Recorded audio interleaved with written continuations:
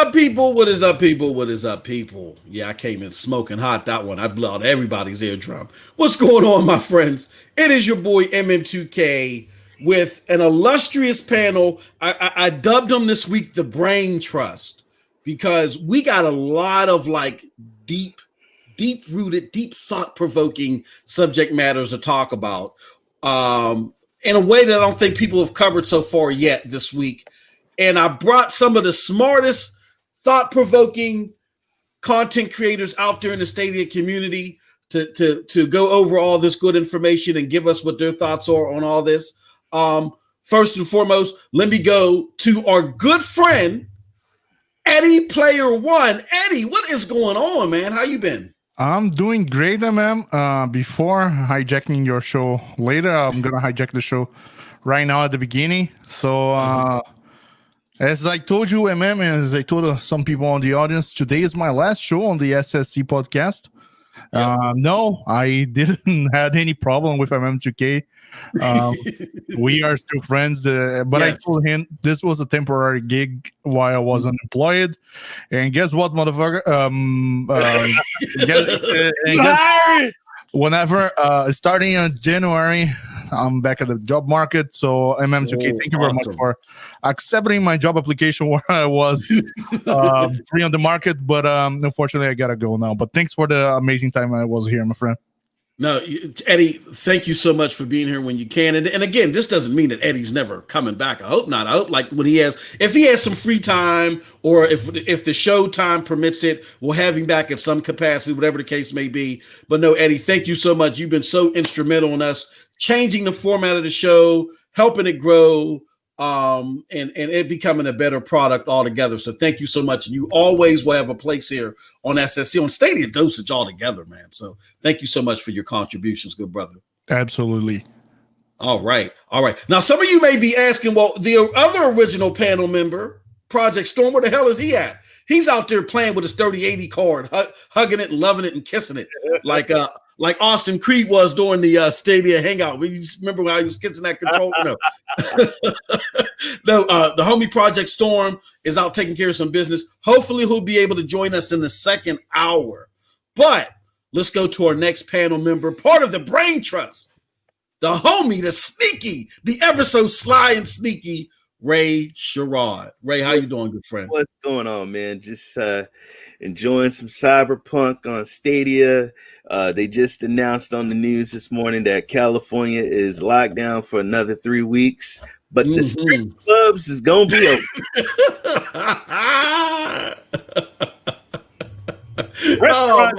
Restaurants closed, hair salons closed, but the hoes gonna be stripping on hoes. But is it a drive-in strip club? No, ain't no drive-in here, man. Ain't no drive-in. But I'm doing great, brother. Thank you for having me on the show. Oh, no problem. And last but certainly not least, man, a new up-and-comer. He's been blazing. As a matter of fact, it's ironic because the first time that I podcasted with this gentleman was on Eddie's channel. He really impressed me there. We've had him here on SSC before, and we want to bring him back as much as we can. Our good friend, Dr. Spaceman. What's going on, Dr. Spaceman? How you doing today, man? Thank you very much for having me. I'm doing really well and been playing some Cyberpunk, not as much as I want to. Been busy with all kind of things. Yeah. But now, starting today, I'm on vacation. Well, last night. So, holiday vacation, that's nice. We'll try to get a lot of playing into that. So, it's going really well on this. Thanks. Hey, thank you for coming. Again, love the content. Definitely, throughout the show, before we leave, we're going to have everybody drop their links. Eddie's links is already in the description, but, Ray Sherrod, he's on multiple platforms. Dr. Spaceman is out there doing this thing. Definitely check these guys' content. I check it all the time. Some great stuff. There's a lot of great contributors here. We try to get, the best of the best that we can out here so you guys are aware because, we get it. There's a lot of content out there. It's hard for you in your daily grind to know who's doing what, but these are definitely individuals that you want to follow and you want to be part of their content platforms. All right. With that said, let me just pay some bills real quick and then we're going to make the show about y'all. as you guys and gals all know, this is the PNTS Network.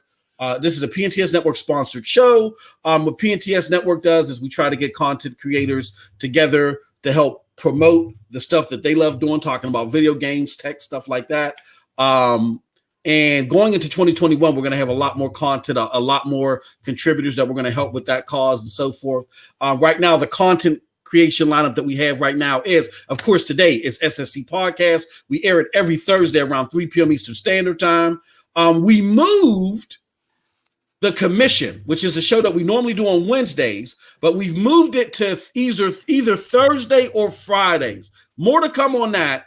This Friday, though, we're going to have an episode because normally I would do TSI, but TSI is only every other week. So we're going to have an episode of The Commission this Friday. Stay tuned for that. That is the show starring me, Project Storm, Snow Bunny, and Tron of the Roundtable Podcast, where we talk all things gaming. Everybody's welcome, including Stadia. Even before Stadia was the darling of the gaming community, we talk about everything there, okay? Then, of course, on Saturdays, we have SML Podcast, 11 a.m. Eastern Standard Time every Saturday, and we're doing a special giveaway of a Stadia Premier bundle. You definitely don't want to miss that.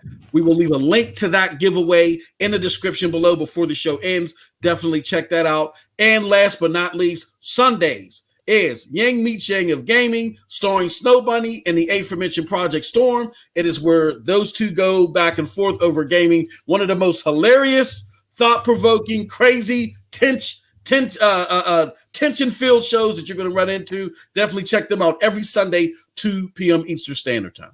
Okay, that was a lot of bibble babbling. I'm done with it now. Paid the bills. Now on to the panel.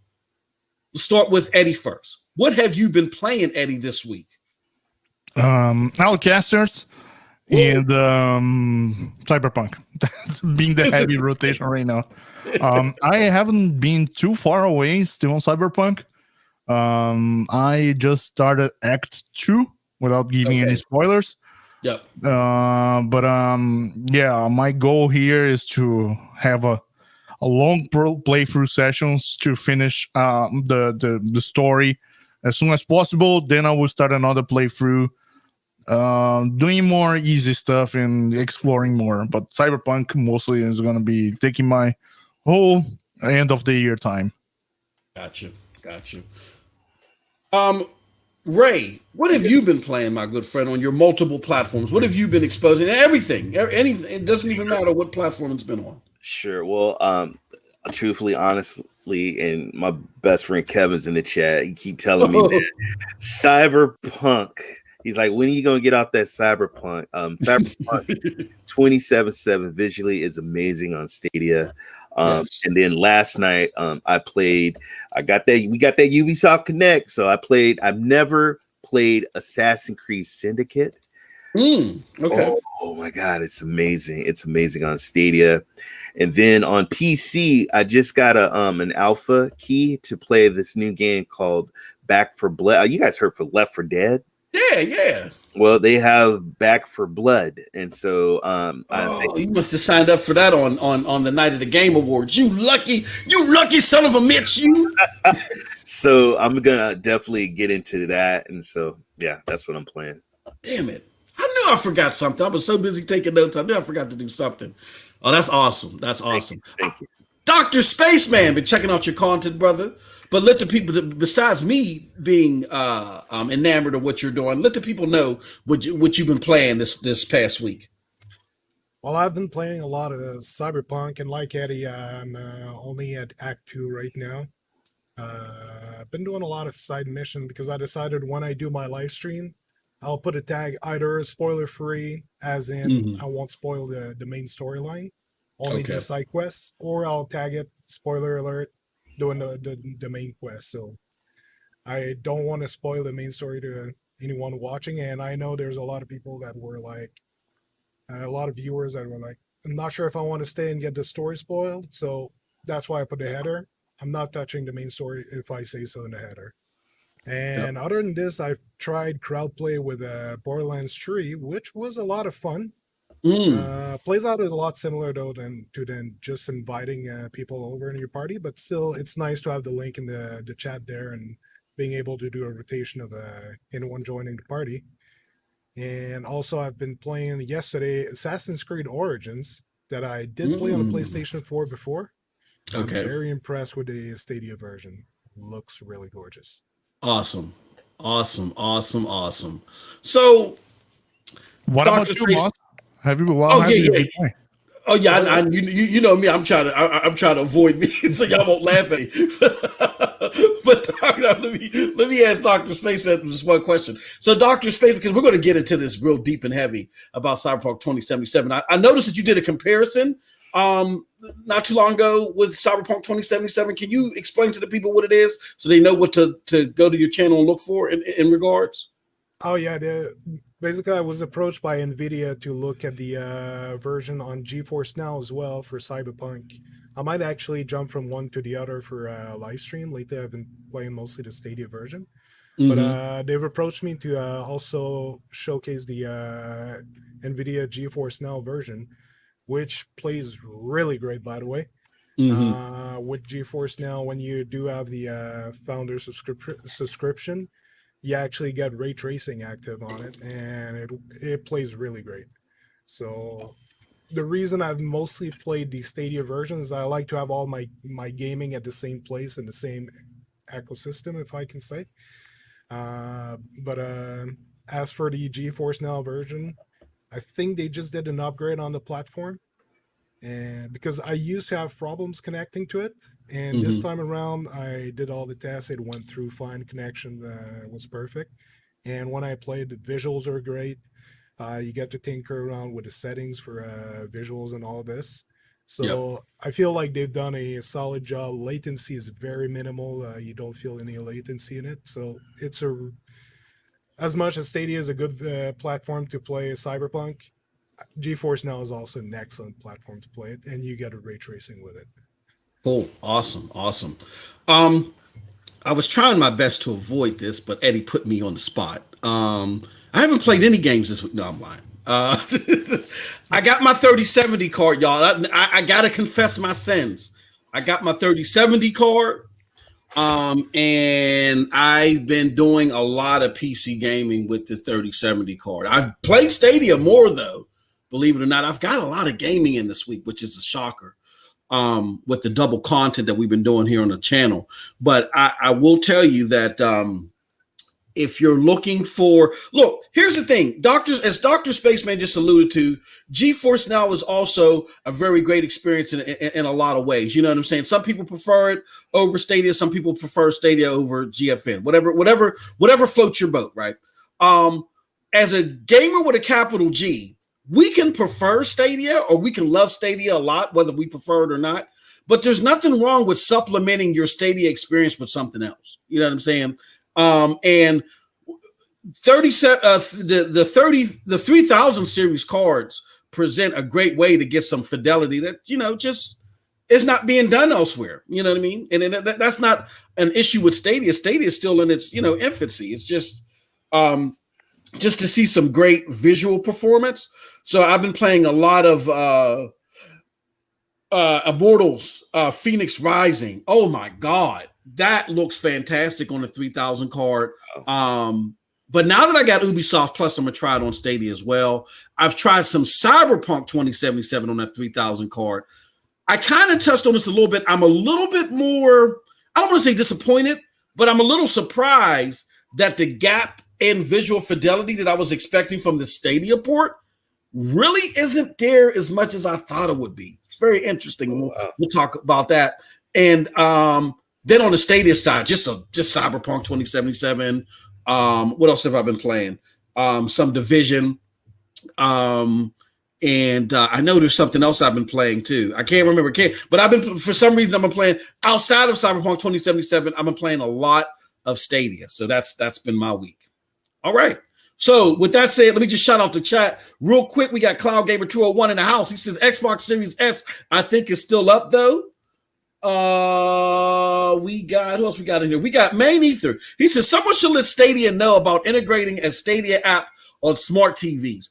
I think they're working on that, Main. That's a great point. And I see where you're coming from, but I would like to see that sooner rather than later myself. That'd be fantastic. If Charles I could Rand just add said, to that comment, I Mhm. think it's coming along with the new Chromecast with Google TV. I Yep. think it's the same software that they're gonna You think have it's good? for their Okay, TV. I believe absolutely. Yeah, that's what it will bring in.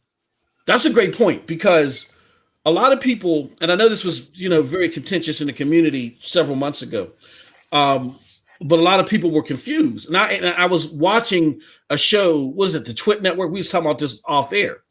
The network that hosts like Paul Thurrott and all them.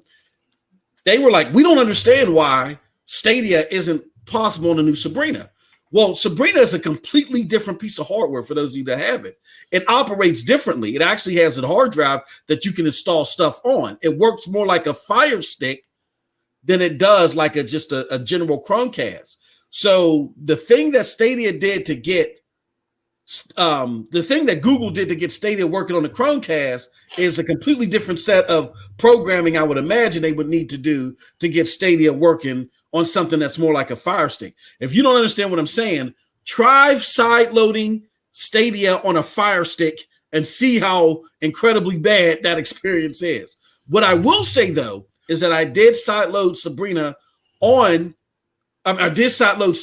Sabrina, and it's not bad. It's not optimal, but it's not bad. But no, that's a great point, and hopefully it'll come to Sabrina and Chrome TV soon. Charles If I Rand can says, just add to this quickly. I was talking about that to the chat when I was live streaming yesterday, and it's one of the things we have to take into account. We compare it to just running it on your cell phone. Well, most of us have a cell phone that's worth a few $100s, close to $1,000 in our pockets that we use Stadia on. So it's just a cell phone app, yes, but on a very powerful device that we keep in our pocket. You compare it to the Chromecast, the Sabrina, that's worth just $50. $50. It's a very capable machine for the price tag. Yes. For the price tag. So putting a cell phone app on the Sabrina is a bit like taking a Volkswagen engine and trying to tell it to push a pickup truck. Yes. It's like you're not asking the same load, so they have to retinker a bit the application in order to work with less horsepower, if I can say. So that's why, like the Ultra was a direct stream. There was no handling being done in there. It was just like signals coming in, it's going to the TV, but the new Chromecast has to do some manipulation.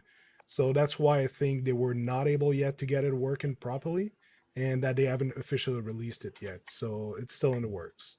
No, 100%, 1,000% spot on. Yep. When people get to Sabrina and Eddie, I don't know if you have it, but I know Ray has it. Ray, what are your thoughts? I love it, man. Yeah, I love it. Love it. And and as far as side loading, it's just not optimized. It looks bad. Just wait. Yep. Just wait. Yeah, I don't have Sabrina because to be honest, I didn't saw the need, knowing that I'm mostly used to play on the Chromecast. I used to watch stuff, but I just ask my Google device other than be using the remote. So right now I didn't need it. But I know it's so beautiful and I want to get one as well. So Eddie, it's a nice device for the family. It's easy to approach to look for the shows and catch on whatever last episode you were looking at will be listed there, like whoever was watching something. And it doesn't matter if it comes from Netflix, from Disney Plus, or any other application, it'll be listed there. So yeah, my son is on a heavy rotation right now of Paw Patrol and Disney Mickey. So it's always the same thing on the TV here. Yeah. Dude, my son, man, Disney. My son is the Wiggles. It's just the Wiggles. He's stuck on that for months now. To me, the thing that's groundbreaking about it is the YouTube integration. To me, that's groundbreaking. Like when you go down on the panels and let's just say, if you say, hey, give me martial arts movies, and they'll give you the free martial arts movies that are on YouTube too. Nice. And that collection is just vast. Yep. That's the game changer. And I like it so much. And the one thing that I adored about Amazon was the Fire TV. I loved it. I never thought anything would ever take me away from the Fire TV. Fire TV's I got the Fire TV Cube too. It doesn't even get used anymore. It's all Google TV. So I love that thing. Great device. And because they knew they had such a hot device on their hands, I think they made the smart move by saying, okay, Stadia's not ready yet, but we're still going to put this out here, because had they waited, they would have missed out on a great opportunity to get some mass saturation during the holidays. This is a great device, y'all, only for $50. And it can, 4K device. Let's say that again. 4K device for only $50. Yeah. Like, no, you can't I bought it. bypass an opportunity like that. I got it day and date. Day and date. As soon as it went on sale, and I said I want it like next day, and I got it. Yeah. Smart man. All right. So Charles Aram says Stadia's next step, make a controller, AMD Cloud bundle. And the Cloud bundle. Find an anticipated game that translate well to any screen. Do something similar to the Cyberpunk promo. Eddie, you had a chance before we get to the topics. You did a fantastic video with the people that did the phone, which the Asus ROG, right? Was it the Asus ROG phone? Okay, so you did the guy that he does the marketing for that, right? Yes. Okay, so do you think that that's a bundle or promotion that they need to rehash stronger, or is it still going on? Or what are your thoughts on what Charles says in that regard?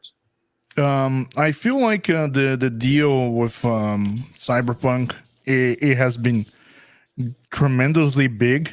The deal that Asus had was during the launch of the phone over Europe, where you get 3 months of Stadia Pro. Okay. But I feel like Stadia right now, it's not giving 3 months, but maybe giving more controllers with a bundle with games like this deal with Cyberpunk.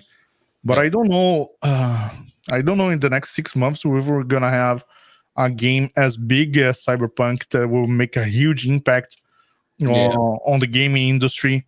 That Stadia could take advantage of. Okay, I'm gonna surf this wave of this game, and let's see people jumping into our platform because of this game. FIFA. Yeah, FIFA, or even Far Cry 6 when that finally comes, and that, you can use that to tote the Ubisoft Plus, subscription. Or maybe if we hear about GTA 6, I don't know, that could be another big thing as well. I feel like they should have made a similar promotion for Immortals Phoenix Rising, but it was too close to Cyberpunk. Yeah, that was some odd.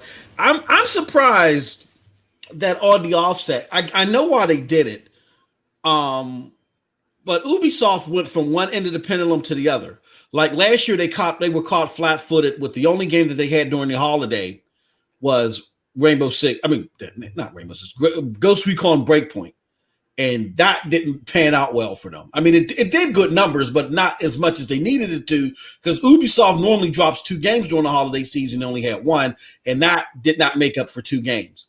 This year, they said, "The hell with it." It's like they had the whole kitchen sink out there all at one time. And October, November, December, maybe February. Yeah, like I would have pushed Immortals back to 2021. I don't think it's getting the shine that it deserves to get, because I played that and I played Assassin's Creed. I want to be honest with you guys. Now, Assassin's Creed normally is more my type of game because of the photorealism and all that other stuff, but I'm liking Immortals more. I think it's a better game. That's just my opinion. And it's not getting the shine that it needs. Now, I'm not saying everybody else will feel that way, but it's not getting the shine that it needs because it's just so clustered into all the other Ubisoft games. So, I don't know. I need to give that game a try. Oh, I tried the demo, but I haven't played the real game. It is beautiful. Beautiful. The demo doesn't even do it justice. Nope. It doesn't even do it justice. The depth to that game is sickening. It's insane. It is. I like them both. Yeah. I like them both. All right. So now that we've got all the preliminaries out of the way, I guess, if that's what you want to call them, let's get into the subject matter at hand. First and foremost, Cyberpunk 2077, the good, the bad, and the indifferent. Hold on, I gotta not ask. Do not ask me what I meant by indifferent. I just thought it would be a nice fancy word to throw in there. Besides ugly. Let me show you guys something. Here, let me share my screen. Let me show you something. Let me say yes. Yeah, I was waiting for that. Hold on. I got someone need to show me something how to use my own damn panel. All right, here we go. There we go. Okay, so Cyberpunk 2077 right now. Now, what I want to do first is have like an overall discussion about this because a lot of people have a lot of like passionate views about what's been going on with CD Projekt Red in this game. We'll talk about that, and we'll talk about Stadia, and then we'll talk about our overall score. But if you look at where CD Projekt Red is, or Cyberpunk 2077 is with Metacritic, right now it's at 87. It's getting hammered because the game launched in a bad state for the majority of consoles that are out there, which are, Ray, the PlayStation 4s and the Xbox One S's, right? We talked about that. We talked about how some of us got homies that's roaming around the corner of the boulevard looking for people that work at certain developers. We just gonna leave it there, right? And then with the COVID, everybody, when consoles were gone, the consoles that were pulled off the shelves at the time were not the PlayStation 5 and the Xbox Series X. They weren't out yet. It was again the PlayStation 4s and the Xbox Ones. And for the majority of consoles out there, this game plays like trash. Okay. But then Stadia, new generation hardware, and then I would say at the top tier, a $3,000 PC or whatever, you know what I mean? Plays this game the best. I think because of that revelation, you're starting to see a hit on even the PC score. The PC score went from 91 to 87 in a matter of days, very rapidly. CD Projekt Red themselves said they don't expect to see anything less than the 90 Metacritic, particularly probably for PC on this. But when you go to here, let's do this real quick. Can we get an Xbox? Let's get a PlayStation 4.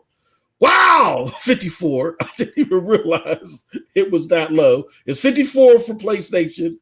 What is it for Xbox? 55. Let me ask the panel, whoever wants to grab at this first. How does everybody feel about the general controversy of this game? Do you think these scores are fair? They're right, or do you think it's just a bunch of fanboyism? Because I see a lot of PlayStation fanboys just hating on Cyberpunk because it's an Xbox has an Xbox marketing deal. Like, what do you guys think on all this controversy? Who wants to grab it first? He wants to go first. If they had skipped the old gen, which I know they were not allowed to because of the contracts they signed, we wouldn't even be talking about this right now. If they would have gone ahead and only optimized it for the new gen of so PlayStation 5, Xbox Series X and S, and Stadia and PC, if that's only what they focus themselves on, it would run perfectly and everyone would be happy, and even the PC score would be higher. I feel like even the PC scores are going down because of all the controversy that's going on, and they're trying to match people's opinion. Like we've seen that with Stadia for a whole year, because everyone was pissing on Stadia. The media started pissing on Stadia. So I think we're seeing that happening right now with the PC version as well. But if they had skipped the old gen of consoles, knowing that it would not do well on it, that the performance was not good, because there's so much happening in this game, and they had to cut down on a lot of these things just to make it in time to deliver the game. But there's still a lot happening at the same time in the game, so you cannot get the same visuals as you would with GTA 5 or another game like that. So if it wasn't for old gen console, they could have put the focus at the right place and deliver a game that does work. Sadly, they had signed some contracts and they were not able to backtrack on that because production took so long. And hey, Project Storm is in the house. Storm, what's going on, brother? Is that you? Is that you beating up your microphone against Man, UCA. I didn't know I was in. Can you hear me? Yeah, we hear you. Yes, we can. Yeah, man. I didn't know I was in. See, so first of all, had to work, man. You know what I'm saying? All play, got to work too, though. Yep. So I hear y'all talking some Cyberpunk, man. Yeah. So let's get your thoughts real quick. Let's put you on the spot. Let's see. Hold on. You know, Let's you know go. how you like to put I me on didn't the look at spot. the notes. I didn't look at Hold anything. on. That's right. Hold on. Oh, okay. He's going. No. Oh no, We- Ray, we- go. Yeah, you go, Ray. Yeah, we going now. You know, I got to throw him under the bus because he's always launch pad me under the bus. Now go ahead, Ray. What are your thoughts on this, man? You think this scores is fair? I'm gonna tell you something, and there's gonna be probably Be real. Keep it real, Ray. a lot of people that is not gonna agree with me. And guess what? I really don't give a you know what. Keep it real. Ooh. Screw CD Projekt Red, okay? Screw CD Projekt Red. And I'm gonna tell you why. Mhm. There's brothers. I know some brothers out here in Oakland that are pissed. Okay, they pissed because they didn't have $500 to buy next gen, and they don't have no upgraded PC. So they got PS4s and Xbox Ones. They were laughing at me when I had Stadia. But anyway, and also my brother-in-law got a PS4, and I got relatives that's got Xbox Ones and PS4. The game is trashed. The game is trashed. All right. The game is trashed on these consoles, and they All are the the ones. consoles, please. They are the ones that set the bar high. They're the ones that delayed it. They're the ones that put the tweets out there telling everybody we're doing this for you. You mean everything to us. We want to make it best. We want to make it good for you. We want to make it great for you. They lied. They scammed investors and they scammed people. My cousin can't even get through a mission because it's so buggy. Me, I couldn't even get through a mission. I was supposed to get in a truck with a lady and she was supposed to drive me to an area. She drove into a rail, right? So I couldn't even pick. I had to get out and pick another choice because I couldn't get that choice because it was just buggy. But people, you got to understand, this is COVID. All right. People were depending to be on lockdown and quarantine or whatever to play this game. This game was the most anticipated game. They delayed it because they said they were fixing it. So why is PS4 graphics and why is Xbox One graphics look like PS1 and PS2? And there's bugs. This game is really bugged. And they were sneaky people about having other people review this game and looking at this game because they knew all these bugs and all this mess. Now, I understand there's games that have bugs. I played games with, bugs before. I played Fallout 76, and I wasn't like one of the guys. I wasn't, and I played Witcher 3. There's been bugs, and I can understand that. But there's also, it's to the point some guys can't even play the game. When you do your choices and the missions, it breaks. The game breaks. All right, that is how can you pay $60 for a game that you can't even finish a mission or finish the damn game? It's not fair and it's not right. And then they go and they sent out a tweet saying that they understand, they're sorry. We're going to send out a patch in January. We're going to send a patch out in February, and they said we're giving refunds. People don't believe the hype. There's people not getting a refund.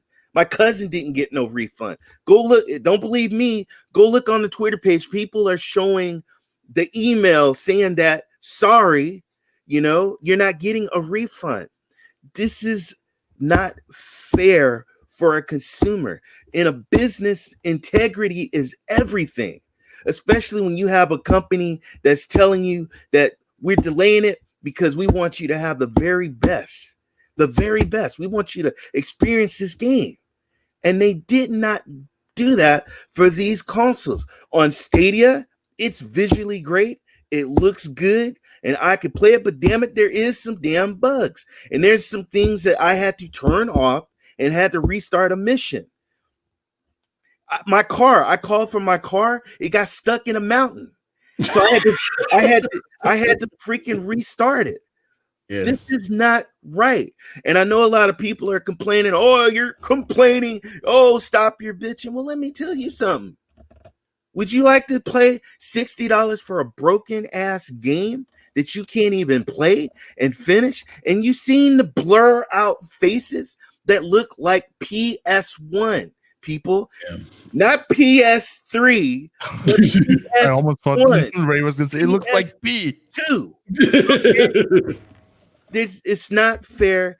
They need to own up, which they said sorry, but the damage is done. There's people that can't get their refunds, and they scammed. CD Projekt Red scammed consumers. They scammed investors. Look at all the damn company. Lost a third of its money because of this BS. They should have just waited till February to fix it, because we all had a hunch. Damn it, maybe they might delay it again. And they, guess what? They should have delayed it. And number two, they shouldn't have never put it on Xbox One. They never should have put it on PS4. But do you know how much money they made in pre-orders? People, how much money did they made in the toys and everything, the hype, the videos and everything? Everybody sold 8 million copies. Every 8 million. Okay, is that fair to the people on the PS4 and the Xbox One that can't play it? It's not fair. And some people they can't afford a upgraded thing. And some people didn't want to get Stadia. Mm-hmm. And they decided to play it on PS4. But it's horrible. This is probably the most worst damn game to come out on older gen. And it's horrible. It's very horrible. They shouldn't have never put it out, but they did. And you know why they did? Because they got money. It's about money, y'all. It's about money. And it's about money. I'm gonna. I'm done. No. That's. Hey, look, man. We can feel the passion in that, especially that desk. That desk is probably, damn it, I'm not part of CD Projekt Red. You feel me though? No. There's people that can't. There's people that waited. I know guys that been and wait till I play this on PS4. It's gonna outdog your Stadia BS. And then he called. What the hell happened, bro? Yeah. I can't even see. I can't, dude. What's his name? Silverhand looked like melted ice cream. All right, his face is just dissolved. Johnny Greaves. Visual. What is the worst thing about this is they sold a Cyberpunk special edition Xbox One S. Yeah. Branded for Cyberpunk that came with a pre-installed key for the game that is meant to play Cyberpunk. So it's a Cyberpunk machine that can't play Cyberpunk properly. And did you just see the commercial out today? Death Stranding's got a Cyberpunk upgrade. So the dude he's Johnny Silverhand Death Stranding. Unbelievable. Eddie, I know you got some opinions on this too. What are your thoughts on all this? You think that the scores are fair? I mean, let me pull something up real quick before we let you chime in. We saw the Metacritic, we've seen them, but on PC, when you deal with just Steam and just the user reviews, it's mostly positive, and that's 206,000 plus votes. So, I mean, do you think the Metacritic and the bibble babble out there in the interwebs, you think it's overblown? Or you think it's justified? What are your thoughts? So there was Metacritic and there was IGN as well. They did a score on the PC experience, and they did a score on PS4 and Xbox One experience. That was a 4 they gave. Yeah. And I don't own, or actually I own a PS4 Basic, not the PS4 Pro. But I didn't even waste my time saying, no, I'm going to be playing Cyberpunk over there, because myself, I know this device is 7-year-old. Yeah. I cannot expect a game released in 2020 to be as good experience on my 7-year-old device as a PC. And also, Cyberpunk, CD Projekt Red has always been a PC company first. Yeah. Like, all of their games are PC first, and then we're thinking on consoles. The Witcher 3 is a living proof of that. The game released with a lot of bugs. To this day, there was chaotic bugs when it launched, especially with the horses. And now the game is even available on the Nintendo Switch. So the company can do, and even I remember seeing a review, or maybe it was a PC Mag or something. It was like are we gonna start to accept CD Projekt Red as the new Bethesda in terms of whatever they do? If they have bugs when they launch, we're gonna say, it's part of them, and be okay with it. So I see the glitches that Ray was saying. I myself, I was with a fucking with a terrible bug. Is just because it's so awful when you are in a live stream and you have a bug where you can't reload your weapon. Yeah. Yeah, I had that happen a few times. Yeah. Man, that's the worst ever. Like, it's not that you don't have any ammo left, you just can't reload it. And so you say, yeah, you know what, I'm gonna go punch, and you cannot even punch. Yeah. So the one bug that I keep getting, Eddie, and I don't know if the rest of the panel was experiencing it, is I keep getting this bug, and I got it on PC and on Stadia. So I thought it was a Stadia thing at first. I'm like, holy crap. But no, it was a PC and a Stadia thing where you'll go to fire your gun and it doesn't stop firing. Dude, but you see, you didn't get the no pants bug, man. I'm riding up a motorcycle. Where's my pants at? And then I click on my inventory. And my pants are gone. They ain't even in my inventory. And I'm like, stop swiping. So I got to turn around and drive back to the apartment. They took my pants, so I got to go to the local store and buy some. This morning I had to buy $324 pants because I don't know, some troll or what went in my apartment, went in my inventory and stole my pants. All my pants. I had some damn rare and legendary pants gone. Yeah, sounds like what happened on Baldur's Gate 3. Exactly. Yeah, and again, clothing. This isn't just aesthetic. Clothing is armor too. So yeah, that sucks. That sucks. And any other thoughts on this, Eddie? Before we go to Storm, I mean, what overall, do you think? Overall, I feel like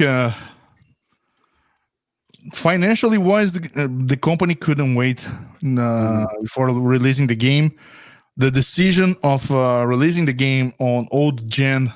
As the Spaceman said, it was probably contracted because it has been 8 years they have been working on this. They started to work on this before when the gen was just announced. There was just a PlayStation 4 released, and they said, yeah, we're gonna be doing this game and be ready when it's ready. And actually, they started working on it at the same time they started The Witcher 3. When they finished The Witcher 2, like the last DLC and all that, they took their team, they split it up in 2 equal teams. They said, you're doing Witcher 3, that's coming out pretty soon. And you guys are starting a new project, Cyberpunk. It's going to take a while to produce. Yeah, it's 8 years they announced it for us, but maybe they have been on backstage on that like way before. Years, They kept a full dev team on Cyberpunk and only reduced it for a moment when they were releasing Witcher 3. To get more people like hammering out the bugs and all that to release the game. But that was just a short moment, I think a few weeks. And then once The Witcher 3 was released, they got everyone back on Cyberpunk. And once all the DLC for Witcher 3 was completed, they got the whole team move over to Cyberpunk. So even more people was working on Cyberpunk than The Witcher 3. So sorry for interrupting you. No problem. I would just wrap up. I'm saying, for the people who bought it on the PlayStation 4 and on the last generation, the PlayStation 4s and Xbox One, part of the blame it's on you, but I understand that it's not 100% on you, but you could be. A lot of people put a pre-order on this. And since you put the pre-order, you haven't seen any review of the game coming out on the last gen console. So that's why they started the refund policy, but apparently it hasn't been so smooth to refund as people thought it. They did let out that the game was running surprisingly well on old gen, but that tweet should have given a hint to people. They didn't say it ran well on old gen. They said it runs surprisingly well, considering the size of the game and all that the game has to load and all that, and what the technology can do. So Let Storm, if you don't mind. I see you muted, but let me just chime in real quick, and I'll pass it over to you, brother, because I know you got a lot of thoughts on this too, and I want people to hear your thoughts on this. But I just want to chime in on this because everybody's had great points, and they put out some very key things. I'm gonna start with what was just brought up last about the information that was being put out there about this game. See, this is why, again, with the help of this panel, people that contribute, you and the audience, this is why we do what we do on this channel. Because it wasn't only CD Projekt Red that like disillusioned what the reality was with this game. And again, I'm not saying this is right, but of course they're not going to say, yeah, our game runs like shit. They're not going to say that. It's up to the mainstream gaming media, the people with the the alluring voices and all this stuff to, be the ones that shine light to fiction. And you had a lot of people out there. Now, I know this was fanboy fodder that was being put out there, and I rejected it at first, but now I'm rolling with it. There's a lot of people out there that got those yellow chairs for Cyberpunk 2077 that's also said, to Dr. Spaceman's point, Cyberpunk 2077 looks great on base hardware. And we know that was an absolute lie, because it was a lie either because they didn't know for sure because they only looked at footage and they didn't play it themselves, or it was a lie because they did play it, but because they were getting perks, they still said it. And it isn't just one person.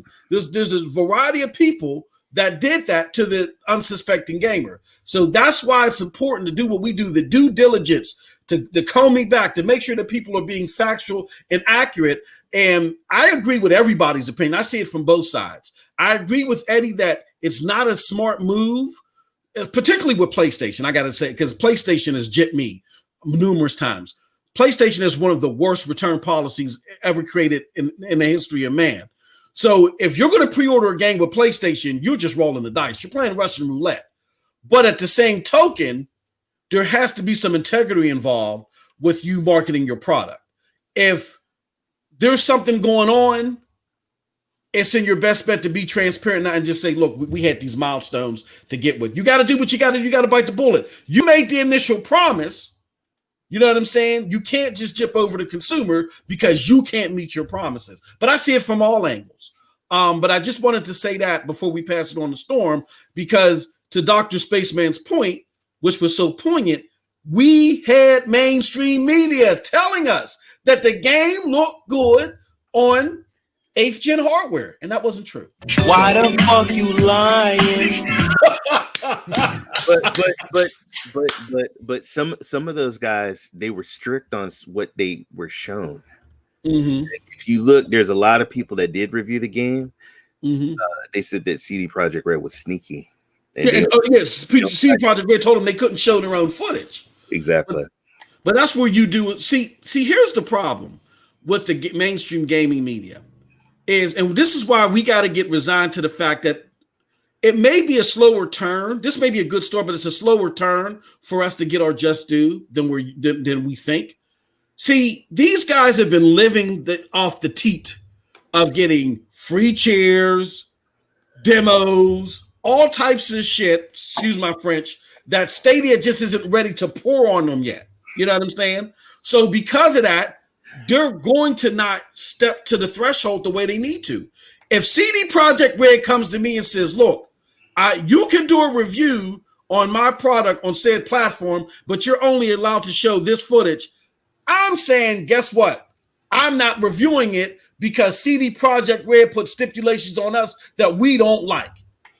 And that way, I'm not breaking NDA. I'm not telling them what it is, but at the very least, I'm sending a red flag to the consumers to let them know, hey, look, something fishy is going on. You may want to wait. You may want to cancel your pre-order, get it after you see what we got to present, something.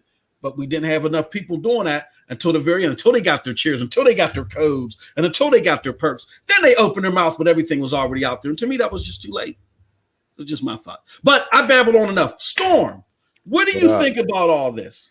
I'm gonna need to over the top or over the top. That's what you're saying. Go ahead, finish up. No. I was just saying. Do you think it's over the top? All this controversy with CD Projekt Red and Cyberpunk 2077. You think it's justified? What do you think? Man, hell no, it ain't over the top. Now, everything that you all said is true. That's why I'm glad you all went first. All right. Now, from Spaceman on down to Eddie and Ray and yourself, I agree with everything y'all saying. I played the game, y'all. Luckily, I played it on Stadia and PC. Had issues on both, right? Yep. Now, I always urge people, stop capping. You know what I'm saying? I can't be nice about it. Like Ray, man, Ray, I know you was keeping it real, bro. That's what I respect, man. We got to always. I got a cousin. I got a cousin out of a job. Spent his money on it. Can't even play the damn game. So. Hey, check this out, Ray. I feel bad for him. I can't lie to you, bro. I bought the game twice, man. I bought it on Stadia for my love for the platform. I bought it on PC because I got the RTX 3080. That's a card that everybody was looking forward to. Can't find the card, right? But they were so hyped to be able to play Cyberpunk on their new rigs and stuff. Hey, yo, it's some crazy stuff going down right now. But I think I'm gonna need a nighttime show where I could really speak my mind, man, without having to worry about people thinking badly of me and all that, right? Because I'm gonna tell y'all right now, right? The way I feel about this game. All right, here's some things. I might jump all over the place, but you all get it. So I was telling Bunny, Snow Bunny Gaming. Y'all know who it is. If you don't know, check us out. Ying meets Yang of Gaming every Sunday at 2 p.m. Eastern Time. Check it out. I said, Bunny, I have this feeling that the Stadia and PC version was always going to get that extra love. That they said, hell with the console version. We can't do it right now. The investors are putting the heat on us. You know what I'm saying? Like, there's so much we need to get the game out because we invested so much money and we had to make some money back, right? So I thought about all this stuff, and I'm like, look, I blame us as gamers, y'all. I got to blame some of us, not everybody. Don't look around like, who, me? Nope. But hey, a lot of us, I put the blame on because we can see that a game is hot as garbage, right? But we'll still drop that money on it. I don't care, man. I don't care. This game, I've been waiting on it. I go back to games like because it's keep it real time. I go back to like Serious Sam 4 on. You know, me and MM played that game on Stadia. We try to tell people. We go back and we try to tell people this game runs like absolute trash at under 30 frames per second. It's not optimized, y'all. Like, but what we do, 30 frames per second is cool. Man, it's a little bit of bugs and glitches. That's cool. They'll work it all out with some patches and everything. Now, pay attention to the language, y'all. Oh, they'll work it out with patches because that's what they do. Remember when last time when The Witcher had the issue and then they patched it all up? So that's what we do. We give them free passes. Yeah. You know what I'm saying? Free passes to go ahead and drop us that mediocre garbage. Madden 21. That's another one. Absolutely trash. White screen bug. I got the videos on my channel, man. The list goes on and all, y'all. From last generation until this one, we're not seeing any improvements, with the exception of games like Doom Eternal and so many and others that were well optimized, that run well because the developers and everybody did what the hell they were supposed to do. So I put it on us as gamers because, yo, we should be out there with damn pitchforks and everything. You know what I mean? And some people are already. They're making that noise, you know. In the beginning, I thought it was a little harsh. And I still do. I don't like the fact that CD Projekt Red received threats and everything like that. I think that's going a little bit too far, man. They're only doing what they thought they could do. Maybe the project got a little bit more ambitious than they thought. They had the regular Xbox. Throw it out the window. I'm sorry, y'all. If you got a base model, anything, Xbox, now you're seeing why I'm straight up blunt with it. If you have, and Ray, I hope your homie's not listening, your cousin's not listening and everything. No. If you are not able to, I don't mean no harm. But if you know that you've been out there and you've been smoking a lot of L's and you've been buying the latest brews and you've been out there traveling and doing everything that you could probably have avoided, hey man, save up a little bit because we know that these consoles are dying, y'all. I had to say this because I've been talking to MM about it now. Again, Ray said what he had to say. I'm just saying what I think. If you can upgrade now, if you can't, you got to deal with it. You're forced to deal with it. You're forced to deal with whatever or not buy the game. You only have two options. project, due diligence, and just go do your research. Don't purchase this game on the last gen, and see, you could get this game for the price of the game, get a freaking console with Stadia, and you would be playing one of the best versions. Yeah. So And Eddie, don't go fanboying saying I'm gonna be playing on PlayStation 4. Hold on. right. Eddie, hold on, man. Hold on. Hey, Ray, let me get like 3 minutes real quick, bro. Because my God. Yep. Y'all should have never put this on the plate, MM. I'm sorry, bro. I'm gonna answer you that in a minute. All right, check it out. And Eddie, good point, man. So look, y'all, we gotta keep it real. You got some out here capping for the green side and the blue side and the red side, and now you got, Stadia and hey, look, as gamers, we gotta keep it real. MM said it a while ago. So many other people said it. We have to stand up. We have to call people out. We have to hold them accountable, or else we're gonna get duds like this more often than not. It's not gonna stop with Cyberpunk, y'all. I mean, so we might as well start looking past this. They'll patch this game up in the coming months or whatever. But the next developer is going to be a continuous cycle. Look at games like Anthem and others, so many other games, right? But what I'm saying is, if you can't afford that console, I'm not talking to you. If that's all you can afford, I'm not that type of dude, y'all. But if you know that you could have purchased a Series S or an X, in which the game's still not, the patch is not even ready for those yet. Hey, man, it's horrible. Look, it's so horrible that I had to go out. I didn't have to, but I went out and bought my graphics card. I bought the 3080, and the game runs beautifully over there. It runs so damn good, but I felt guilty. I'm like, okay, there were still bugs, like my weapon was floating in the doorway and everything when I was at the bathtub scene. I'm not going to spoil anything, but the bathtub scene in the beginning of the game, near the beginning. I go in there, I come out, my weapon's still in the doorway. I hit X or whatever. I pick my weapon back up from the doorway, just floating in midair. That's one thing. I got the glitch that MM was talking about in the training simulator, right? Where my gun kept firing, thought it was Stadia controller, was about to contact Stadia because I thought it was my controller. So then I couldn't pick bodies up off the ground. So all of that happened, right? But it looks so good and it runs so good on PC, y'all, that I gave it like an 8.5 as my score, because ray tracing the DLSS and all that stuff, man, for the PC players, the game runs good. It runs good on PC, but that's a $2,000, $1,000, whatever PC that you got to invest in. You know what I'm saying? So going back to what I was going to say to wrap it all up, and then I'll pass it to whoever, man. But I have a headache, but I have to keep it real at the same time. I'm like, look, man.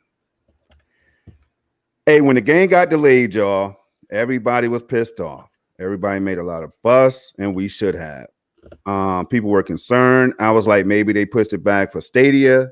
We had a whole big, long conversation about it.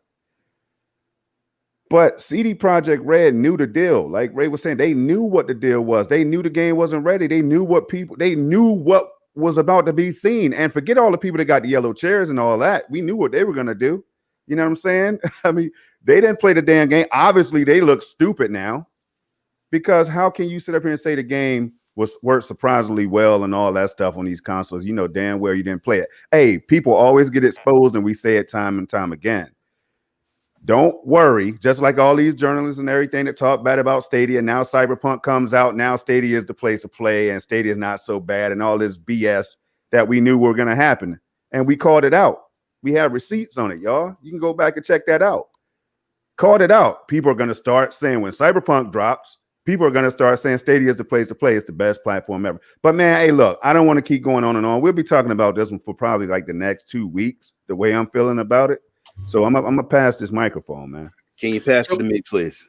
Go ahead, Ray. Go ahead, Ray. Please pass it to me, please. All right. I'm gonna tell you something, y'all. People probably won't like it. I don't really give a damn. There is the people that the have and does not have not. Okay. You sit up there and you tell people, will save your money up, do what you got to do, spend your money on this. There's people out there that don't have the money, man. Son, I'm sorry, I can't get you this PS5. I'll get you a PS5 next year when I'm working. I don't have the money, but you know what? I'm gonna get you this game that you want, and we got the PS4. And I'm talking about the adults, not the kids. All Yeah, right. the adults. Well, I'm The just adults. look. If we gonna talk about gaming advocacy, okay, people. I'm not the game. I'm not the. Hey, shout out to Chase. I'm not the gaming advocate. All You know right. what I'm saying? Okay. Well, you got. I'm not the gaming advocate. I'm just trying to tell people like. Let me finish. Let Let me finish. I'll let you talk. There's people out here that what I'm trying to talk, what I'm on this show, and what we talk about, is why. What the thing is, why are they getting the low scores? People got scammed, and you can't compare Serious Sam to good Lord, to Cyberpunk, PlayStation 4. Visually, there's people that went and bought these games and they can't get their money back. And I'm not going to sit here and say, well, you should have got this, you should have got that. No, there's people that got screwed, man. There's people that can't get it. There's people that don't have jobs. There's people that can't buy it or save. They don't have it. And so they got what they could afford and they got screwed the fuck over. And this company knew. They delayed. And they put out a fucked up games. And there's people that bought these games and got fucked over and can't get their money back.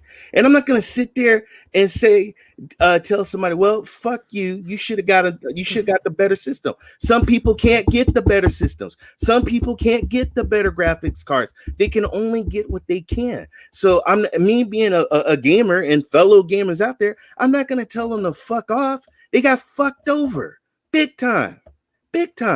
And I know that Kevin, my friend, he wants to get a PS5. He couldn't. He got a PS4. All right.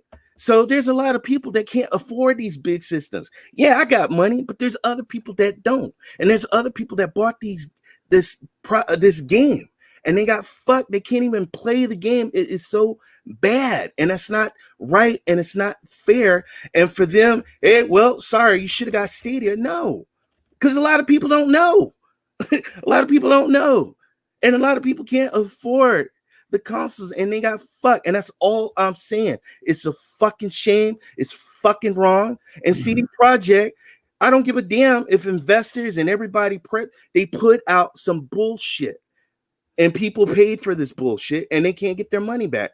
And that's not right. And I can't stand for that. And I don't care if I have whatever I have. I got to think about the people that don't have not. And they can't get their money back. And that's not right. My cousin can't get his PlayStation's not giving him his money back. He's out of a job. He can't afford a fucking next console. And that is fucked that he can't get his money back. It's wrong.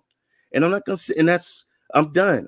All right, now let me correct this right here. Hey, man, let me get this real quick, man. Let me get this. Ray knows what it is. We talking about the topic. It ain't got nothing to do with the character. That's why I said I feel bad for your cousin and the people that can't. And I'm not never gonna put the kids into it. I'm talking about the adults that spend money on liquor and weed. If you run back what I was saying, y'all, those right there who could have gotten an upgrade, who might be able to play the game at a little bit better fidelity and a little bit better FPS or whatever.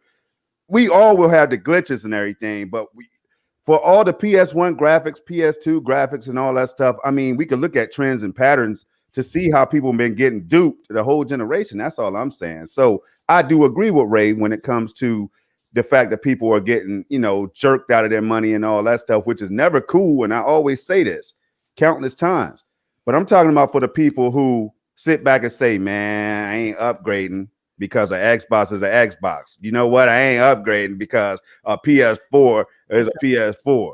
And it ain't no difference between the 5 and the 4. But then they get on here and they see Stadia running, Ray. They see Stadia running the game at certain fidelity and all that. Hey, look, that's all I'm saying. I'm just trying to say, look, we as consumers, we have options sometimes, and we can save and we can make better choices and stuff like that sometimes. Not all the time, but sometimes we can. But I don't want to hear all that from the ones like my friends who are like, yo, bro, I don't see no difference in the Series X and the base model, so I'm going to keep my base model.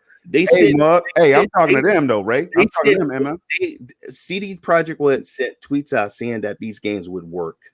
Okay, you can go back and I got receipts too. They sent tweets saying that all these games will be optimized to play, and they lied. And that's all I'm saying. Hey, MM know where I'm trying to go with it. But I know where you're going. I know. Let me hop in here real quick. I understand what you're I know, Ray, you the brother. You know that. You know what's up. Brother, I know what you're saying. I understand what you're saying. I feel what you're saying. Your pain. I feel his pain. Everybody else who got robbed, I feel their pain, bro. I've been there before. That's why I'm not giving nothing a pass. I don't give a damn what it is. Serious Sam, Cyberpunk. I don't give a F. I'm trying not to even go off the handle, because if I go off the handle, then I'm telling y'all it's going to be over. Let me hop in here real quick. I think from this discussion, I can agree with both points. And before I segue it to Dr. Spaceman and Eddie, because I got a question for them. I think that both points of view can occupy the same space in the same time. Because you have situations where people can afford, as Ray illustrates, anything but the current gen, then yes, it's important to just operate with integrity and be honest. And that's not only for CD Projekt Red, but for this mainstream media. But I agree with Project Storm to what he was addressing was people that just simply said, you know what? There could be a better alternative, but I'm not even going to get into it. Why? Because I have plastic dedication to a PlayStation 4 and also or an Xbox. I get passes for 30 FPS and stuff like that. So it lets these developers say, okay, well, they're going to let me give it to them. I'm going to keep giving it to them. So I think both points can occupy the same space at the same time, and I think they're both valid points. And we can tell by the passion that both of you gentlemen have that it's something that is affecting a lot of us. So it's definitely something that needs to be embellished on, and something that the community has to think about going forward. And which is a segue to my question that I want to throw at Dr. Spaceman and Eddie. How do we move forward from this? Ray and Storm talked about two different scenarios, and they did it poignantly. But if I'm a gamer looking at this situation with Cyberpunk 2077, and I do have options, what are the best way for me to exercise my options? Eddie, Dr. Spaceman, whoever wants to grab that first. You go, Spaceman. I know that they're currently fixing the old gen version, PS4 and Xbox One. They're trying their best to fix it, and it's gonna take time. So it's gonna be at least 2 months until they do some proper patch that resolves most of the problem. But then again, most of the problem probably not gonna be that. Thank you, Spaceman. Thank you, man. There's too much happening in this game. They made it too big, and that they had to cut back on a lot of fat in the game to make it work. And while they'll be building up for PC and Stadia, because PC and Stadia have the same version, it's just Stadia doesn't have ray tracing right now, but Stadia has the PC version. So while they have freedom to build up and add different features in the game for PC and Stadia, for old gen, they can only continue cutting fat to make the game run smoother. That's the only solution they have right now. They can do some optimization, but they're going to have to cut some features in the game if they want it to run better. Yeah. As for PlayStation 5 and the Xbox Series S and X, I don't know how these systems will do with a game the size of Cyberpunk. My guess is once they do the optimized version, it should run well, but it sure won't have the same freedom and power backing up PC and Stadia. So it'll be over time, but the old gen, I think it's almost a lost cause to get the experience that was promised. For sure, it won't look as good as what they showed in the advertising. That's impossible for old gen, simply because it's built as a new gen game. It's built as a future-proof game and not a past-proof. So, yeah, I don't think there's any real redemption for the past generation of consoles. Eddie, what are your thoughts? The best way to move forward, just like with not with just this game, but period. Like as if I'm a gamer, whether my options are vast or if they're limited, what do you think is some rules of engagement? That's the term I'm looking for. Some rules of engagement that we can learn from this. All right, let me paint the scenario. I had a PlayStation 4, and I cannot upgrade to the next gen hardware on console because one, they are not available, or two, I don't have the money to pay either 500 or pay 1,000 as the scalper has. Yep. And I want to play the latest gen, so I gotta search, and if I'm talking about the exclusives, and I want to play Miles Morales on my PlayStation 4, I need to understand that it's not gonna behave as good as I saw on those reviews over there. So it's due diligence and research from my side. Now, if I want to play a third-party title as Valhalla, and Valhalla will take an eternity to load on my PlayStation 4. What can I do? If I search the internet and it's available on the mainstream right now, I will discover Stadia, or I will discover Stadia Dosage on YouTube, which has over 1,000 subscribers right now. Thank you, Eddie. And if I look at those videos, and they will explain to me that I can get a similar experience to PC better than I have on my current console for free, just for the price of buying the game. So myself, I need to stop wearing my green shirt, stop wearing my blue shirt for the last console, and let's look for whatever is better for me. And Stadia is here, and if you don't believe me, there's a link here in the description where you subscribe for 2 months of Stadia for free, and you have games that you can play. And basically, just do your due diligence, just search, and if you don't believe me, try for yourself.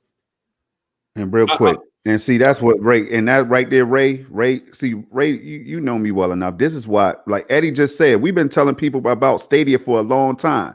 What they do, turn their back, laugh, throw tomatoes, whatever, right? So this is why I don't feel bad for those type of individuals. You know what I'm saying? That just won't try something new, that's stuck on a whatever. If you like a controller, man, just like you learned to like that controller, I feel like, hey, give something else a try. You might just like it if you try it. Now you're seeing a lot of people that's doing that, man. But it took a game like Cyberpunk, and that's the reason why we're having this heated discussion, is because of the game, man. The game was one of the most, it's like a millennial type game. You know what I'm saying? That we might see once in a lifetime. You know what I'm saying? And that's why people were so worked. That's why we're so passionate about the whole damn thing. But I'm also tripping, man, because we've been telling people about Stadia for a long time, man. It was free to try. You see what I'm saying? That's where I'm going with it. But go ahead, man. Well, here's the thing, though, and I'll say this, and we'll move on. Our voice, for every one of us, there's 1,000 Young Yays, Mean Cast Boys.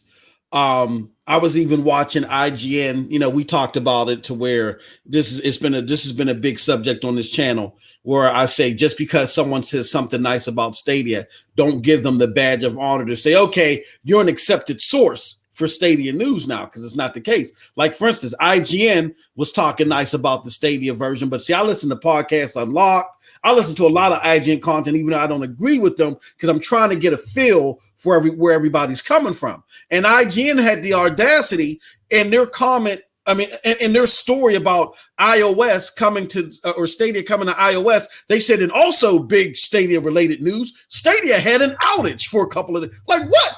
That's the biggest thing that you can pull from to associate with the iOS. So somebody's going to say, okay, Stadia's on iOS, but I don't want to get this thing if it has an outage. And basically what I'm saying is, I think the biggest lesson that we can learn, the reason why I threw this out there is to see if we were all thinking the same way. The biggest lesson we can learn, whether your options are vast, whether your options are small, is you cannot trust anybody besides your own eyes. Didn't what I'm doing just get an outage today and we barely heard about it? And we didn't hear a damn thing. And the one thing that I'm doing as a gamer is I'm not listening to the media anymore. I'm not listening to no damn accolades for Cyberpunk 2077, because Dr. Spaceman pointed out earlier, it's likely because of contract obligations. Hey, look, we are going to release this game. This is going to be The Witcher 3, except we're releasing it at the end of a generation, so there's going to be more consoles that it's going to be on upon release. You guys are going to make a whole bunch of money. Give us money so we can make this game. I don't trust CD Projekt Red. I don't trust PlayStation because PlayStation has abhorrent refund policies. I've got burnt by them. If I can't see the game as it is in reality, I'm not buying it. And it's more poignant to be that way, especially if your resources are limited. And because my resources were limited, I used to have to scrape up pennies and sell blood plasma to get games, right? But that's what I did. I never pre-ordered anything. I got the game, only played the game when I saw the game or what it was for, right? And we're going to have to go back to that because these game companies and these media pundits are getting greedier and greedier, and they have agendas. And that just means, again, you got to wait until you see it with your own eyes. The only eyes that you can trust nowadays, especially with all this money that's floating around with gaming, are your own eyes. So I think that's the biggest lesson to take from all this. It's a shame. There's a lot of greatness there, but it's a shame how all this stuff unfolded. So, all right, with that said, stay real quick before we move on. Stadia version. I don't know if anybody's had experience with the PC version opposed to the Stadia version, but what do you rank the Stadia version versus the PC? If you had to give a score, how well would you guys rank the Stadia version? Let me go around the table. Let's start with Ray. We'll start with Ray. Ray, what would you give the Stadia version? I'm going to give the Stadia version a B+. Boom. Eddie, what would you give the Stadia version? Oh, all right. I'm gonna back to Ray. Ray, from 0 to 10, that's equivalent to 8. Yeah. All right. I think I agree with Ray between 8 and 9. On graphics, it looks great. On performance, the 60 FPS make a difference, especially when you are on combat. It's a solid 8 plus for me. Yeah. The only thing that I would give it a higher score, it would probably if the glitches weren't there, right? And if we get 4K 60, that's a dream, but maybe for the future. It's beautiful on Stadia, people. It's great on Stadia. There is glitches, there is bugs. I mean, I'm gonna do a video about my missing pants when I'm riding my motorcycle. but it's great. I do like it on Stadia. Storm, what would you give it out of 1 to 10? From 1 to 10. Stadia. Be honest now. Stadia 7.5. Okay. And PC 8.5. My scores have not changed. I still need to get deeper into the game, and I'm gonna break down real quick why. 7.5 on Stadia because I had, for me, the control scheme. Honestly, when I played on visual mode, see, I'm not gonna give them a pass just because 1080p is 60 is there, right? Because I like playing on a gamer like me. I like playing on 4K 60, and see what sold me to Stadia in the first place was that big ass 4K 60 up to 4K 60. I paid attention to the up to and all that, right? Up to 4K 60. So I know that doesn't mean every game, y'all. I am aware of that. But these big, huge, ambitious titles, like a Watch Dogs Legion, like a Cyberpunk, and all these other games, man, that's beautiful. Beautiful, MM, have great potential. I need to be able to play those like I can on PC. Now, before everybody gets upset, you know what I'm saying? Let me break something down. Stadia will mature and it will give us that 4K 60 that Eddie is talking about, right? Right now it's not there. So how the hell can I boost my score when it's not there yet? So 7.5, y'all. And then, that's what it is. Yeah. Dr. Spaceman, what are your thoughts? What do you give it out of 10? To break out the score, I would give it, like, looking at the game, how diverse it is, how much stuff that's going on. Like, you find all kind of content, Easter eggs and all that's deep in the game. I want to give it close to 9 out of 10. But with all the bugs that we have right now, but we know most of them will be resolved pretty soon, it still gives a bit of a dent to that score. And that's just for the Stadia version. And also, On the other side, though, we know that just 2, 3, 4 days ago, the dev kit for ray tracing was just released, and IO Interactive actually the CPO or CTO for IO Interactive actually did a comment that it was exciting considering Hitman 3 coming to Stadia that this kit is now in their hands, which hints at Stadia getting ray tracing extremely soon. So if the devs actually do apply these tools on the Stadia version along with Gen 2 and all that, it can only get better. But the game for itself, if we take away the bugs that we're having right now, that we know they're hammering out right now, that it just need a few months to mature, I give it about a 9 out of 10, given the style of the game. It's an RPG. It's not a GTA 5 game. It's not meant to be an action game. It's an RPG. So that's the score I would give it. Okay, gotcha. All right, my score is I'm gonna give it a. This isn't Stadia's fault. I'm giving it like a 7.8 out of 10.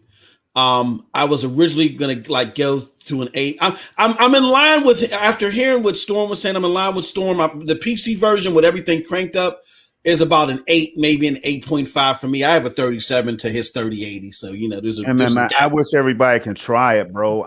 Even if you don't have the means to afford one, I wish that people can try it on PC so they can know where we're coming from. So that's what I'm saying, y'all. I mean, it's absolutely phenomenal, y'all.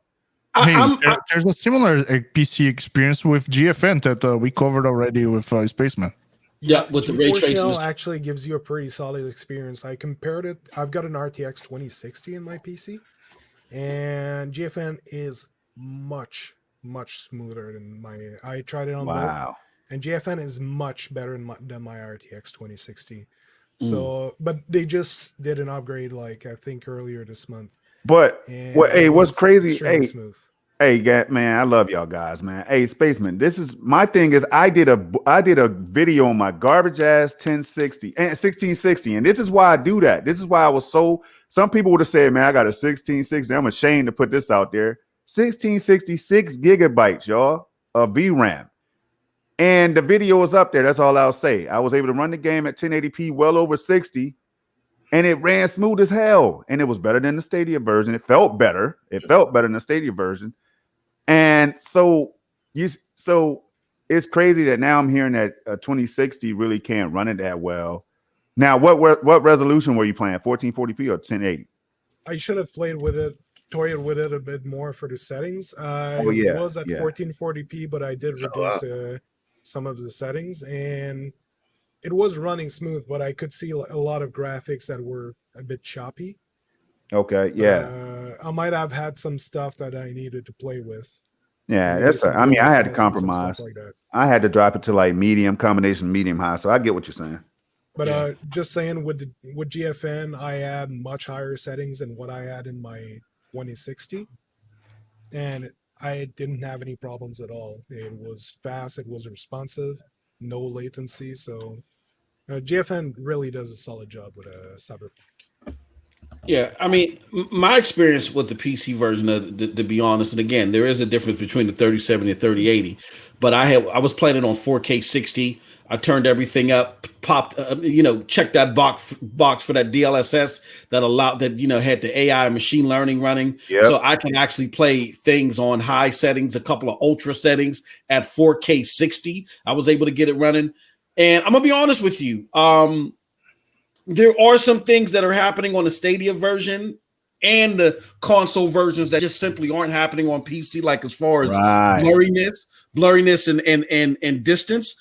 But I didn't experience. I was expecting, like how Storm gave it an 8.5. I was expecting to get a 9.5 experience, and I didn't get that. And I just think that there's nothing to do with the cards, because when you play Immortals Phoenix Rising, even though that's like a cartoonish type of stuff, but when you play that on Ultra at 4K 60, there's a big difference. I just don't know if Cyberpunk 2077 at launch was optimized that fantastic everywhere just yet. It's great on PC. It's fantastic on PC. It's very good on Stadia, but I still think there was still some optimization to come, and maybe we'll see that gap be a little bit more, transparent as time goes on. But that was my experience on the 3070. So I'll give it a 7.8 on Stadia. I'll give it like an 8.5 on PC. Moss, just two quick things. First of all, I'm so happy that you finally got Immortal Phoenix Rising correctly. Yeah, he's been doing good, man. He's finally real got the good. name of the game right. How you spell Phoenix? Right? Tell it. Put him on the stage. FENYX. You know why I had to remember that? What made me remember that? Amazon Luna. That me playing it on Luna and me trying to tackle the settings. I saw that name so many damn times, so I got it right. Oh wow! And the other thing I want to say, keep Luna out of it. So we definitely have two genre of gamers that forever. So we have the console gamers and the PC gamers. Yep. Myself, I consider myself much more of a console gamer than a PC gamer. And knowing that, I know the ultimate experience of having the best graphics ever, it's always on PC. Yep. And that's there's no question about it in the whole gaming community. But one of the things that I like about console gaming is that I don't have to go tweak all of the features that, first of all, let me make sure my drivers are updated. Yes, now I gotta go and change everything to Ultra or Psycho Ultra, or just be tweaking whatever my machine can play or whatever my machine can support. So myself as a console gamer, I just prefer, I just want to change it, the minimal things, just change 1 or 2 bars and be playing. But I understand the side of people who are PC gamers, who they want to customize the best experience optimizer for their hardware. And that's the beauty of having options. Yep. Absolutely. Yeah, I like that. All right. That was a very spirited discussion, and we knew that was going to be that way from the very beginning. We said, "Ooh, this is going to be a powder keg." We got to wake them up. Look, embrace debate. You know I love Project Storm. Hey, yeah, man, Ray, we know what it is. Man. It's just, I mean, I bring passion. He brings passion. When passions collide, you're gonna get a hell of a show. Oh, and that's why I'm about to tell you that let's do a show tonight. Shit. You're gonna get a hell of a show. I'm about to tell you let's do a show for real show, all out. I got the utmost respect, and I do understand he was talking about them knucklehead people. Yeah, that's all, So man. I understand. I wouldn't say everybody. I try to clarify it every time, Ray, because I've said things like this before, and I try to make it clear that I'm not talking about the people who can't afford anything. That would just be crazy as hell. Why would I would say something like that? Then I'm asking for people to support me and what we're doing and all that.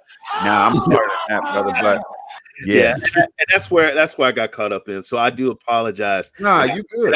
And I respect you, brother. I just, my cousin, man. I love my cousin, and just he got screwed. But I totally understand the knuckleheads. Y'all get up on that Stadia.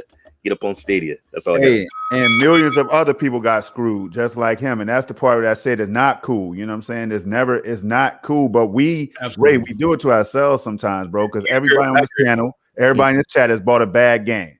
And sometimes I bought it was bad. Console. I bought the Xbox 360, and that thing was smoking like a toaster. Right. So that's all, man. We got to do better, including myself. We have to do better. But the good thing about Stadia is, y'all, if you put under 2 hours into that game, man, you can hit that refund button, and it's almost instantaneous. I agree. I agree with you there, brother. So simple. Yep.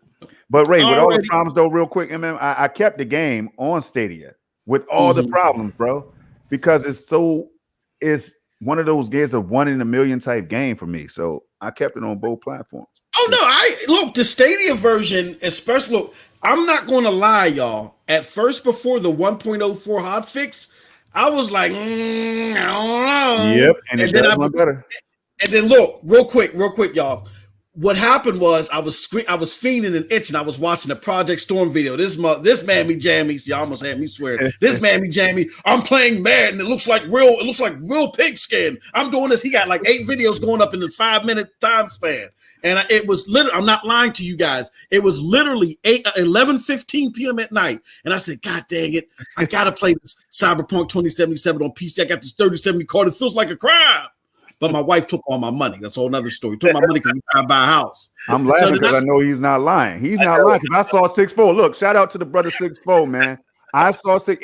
Go watch 6'4's 3090 Cyberpunk videos and tell me if it don't make you wish that you could play the game like that. It don't have to make you wish that you had an ultimate. If you got a 3090, there's a phenomenal league, but you gotta go. You got frame rate. Look at the fluidity of the game. That makes the whole game more enjoyable. When I tell y'all that controls feel much more responsive when you're driving, when you're shooting, when you're aiming and everything, it just feels so damn buttery. It's ridiculous, man. You gotta build a rocket ship though to get that gap though. But no, it looks phenomenal.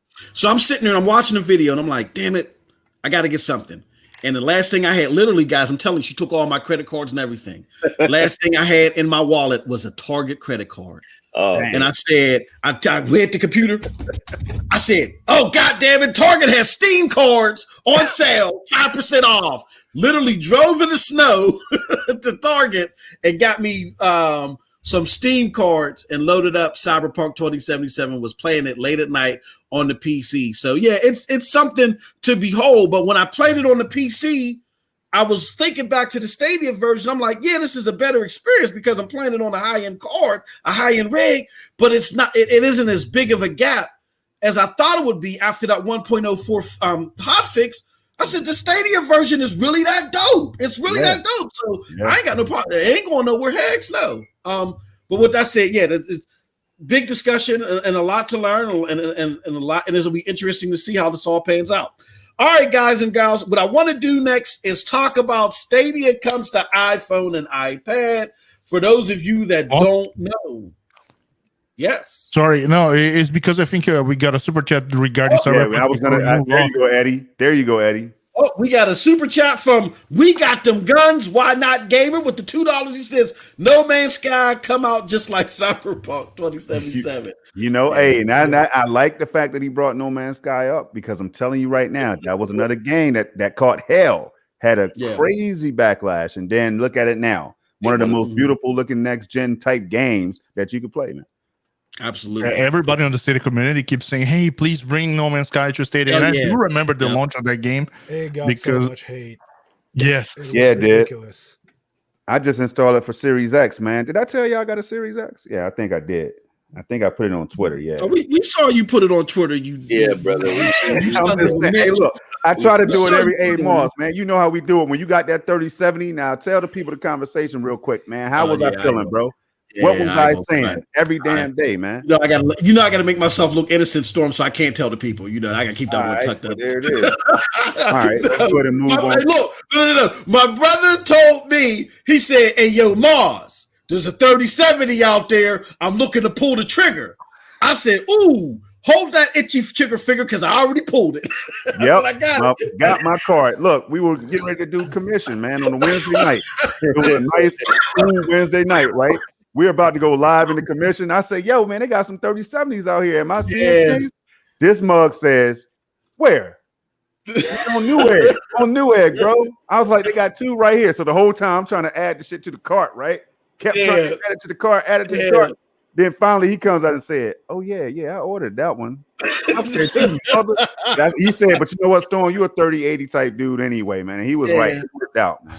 Is that thing on stock? Must go like, this shit, I'm out. Hey, Eddie, he called me for consultation and got some Gymnation. Oh, man. It was crazy. But that's all right. That's why he had choppy. He couldn't even get it working right. You know what I'm saying? Yeah. That's karma. You know what I mean? Yeah. I did have problems trying to put it together at first, but no. This iOS on Stadia, guys. Look, man, it's finally here. It's in beta, but for those of you that don't know, that live under a rock, Stadia finally released its beta version of its web. I don't want to say web application, but its web process the workaround from that crazy stuff that Apple wanted them to do, where they dropped each individual app. They make an app of each individual game. That's silly, crazy stuff. They created their web workaround, and now you can play Stadia. You can test Stadia out on iOS devices. Speaking of the aforementioned Cyberpunk 2077, I'm watching many people, including well-known people in the gaming community and the tech community. They are saying things like, I'm playing this on my iPad and it's playing better than the PlayStation 4, and in some cases, the PlayStation 5. Cyberpunk 2077, they talking about playing Stadia on an iOS device. So, what do you guys think about all this? What do you guys think about this revelation with this? Hold on, okay. Who's tried it? Has anybody tried it on iOS? Anybody have an just iOS? something I want to point out. Uh-huh. Around the same time they made the announcement that the Stadia would run on iOS. Sorry about this. Mm-hmm. The news came out that Apple TV is coming to the new. Interesting. I don't know if there's a correlation. Yeah. If they pulled some stuff around, but yep. I think it might be an agreement under the table, like we get your stuff, you get our stuff. Yep. So yeah, just wanted to bring that. No, that's a great shout. That's a great shout. Excellent point. Has anybody, Dr. Spaceman or anybody, has anybody tried this on iOS yet? I'm an Android. We all Android? Yeah, we all old school Android. I gotta try on the iPad that I have. Okay. But I will say this is great for Stadia, because now you got people. It's just bringing more people into the Stadia fold, and they can play on their iPads and their phones and stuff like that. So I think that's great news. Yep. Any other thoughts on that? Similar to Ray or different? No, I haven't tried it. I did see that. Again, shout out to 6'4", man. I checked this tweet out, and that's how I found out about it, that it was live or whatever. Okay. But he seemed to have had a good experience on his phone and everything. So, man, it's just good to see, because this was another thing, that we talked about, y'all. Many of us, if not all of us on this panel, right? We've been talking about the fact that, hey, man, it's gonna come and it's inevitable. So now, people could already try it on Stadium and all that, I understand. But now when you see this right here and it looks like it's official and all that, man, it's just a beautiful thing, because now all those users who were asking for support so that they could try Stadia will get an opportunity to do so without jumping through these crazy loopholes. I mean, exactly. Here's a big question that I have, since we didn't try, but it's maybe something that a lot of people didn't think about. How will this play out? The fact that, or in comparisons, because that Xcloud is now on iOS too, but it's only the console stream version. It isn't the full Xcloud, everything pie in the sky. It's the version that allows you to stream your game from your Xbox to your iPhone or your iOS device. People are still going to do comparisons, even though Stadia is running from the cloud, not a device in network. Mm-hmm. How do you think comparisons will play out if the Stadia version that is out of network is actually a better experience than the Xcloud version that is in network? I love this question, man. Does anybody want to tackle it first before me, man? Because I came to the show late, y'all, so I'm just ready to talk. I'm trying to get my words in, man. I can give the parallel to a remote play with PlayStation that doesn't do that well. There's a lot of latency, but that's on PlayStation 4 Pro. I tried it. But there was a lot of latency and a lot of artifacting. Anyway. Yeah, artifacting, you right? Yeah. Sorry, my French language comes into this. So, yeah, there was a lot of glitches while playing with a remote play when I was using it. So unless, I'm pretty sure the Xbox, the new Series S, has a much better networking card than what PlayStation 4 had. But I still wouldn't, it's not made for that kind of experience. The Xbox is made to play locally, and if you're just casting it to another device, it's not natively made for that experience. So I'm not 100% sure if it will actually give you a better performance. We got them guns. Why not gamer? With another $2 says I play on Samsung Dex on S10 via Stadia. Yeah, it's great. It's great on Android, man. Yeah. Any other thoughts on that? What if people start comparing? Because I'm gonna tell you this, my experience with console stream. Now I know Storm has tried it more recently than me. I've given up on Xcloud until they get out of 720 land and get on PCs. You know what I'm saying? Right. But when I tried the console stream portion, it did not work well for me at all. What do you guys think? Do you guys think that it'll be a big deal or it'll just be swept under the rug if Stadia's web app version plays better than xCloud during its direct stream? Anybody else think that? I'm confident that it will outperform. I'm sure Stadia will perform better because it just seems to be the case when you stack it up against anything from PS Now all the way over to Geforce and Shadow and all that other stuff, Luna. So that's why I have the confidence I have right now, because it's shown me over and over again that it's just the tech it's just there, man. It's just Right. I don't know. It's crazy. You know what I'm saying, Ray? It's magical. xCloud fears Stadia. You know? Mm-hmm. Okay. And Yeah. the proof is in the pudding, y'all. Proof is in the pudding. Let me add the positive side for the xCloud here. It's they have some games which have touch controls developed for that game. Okay.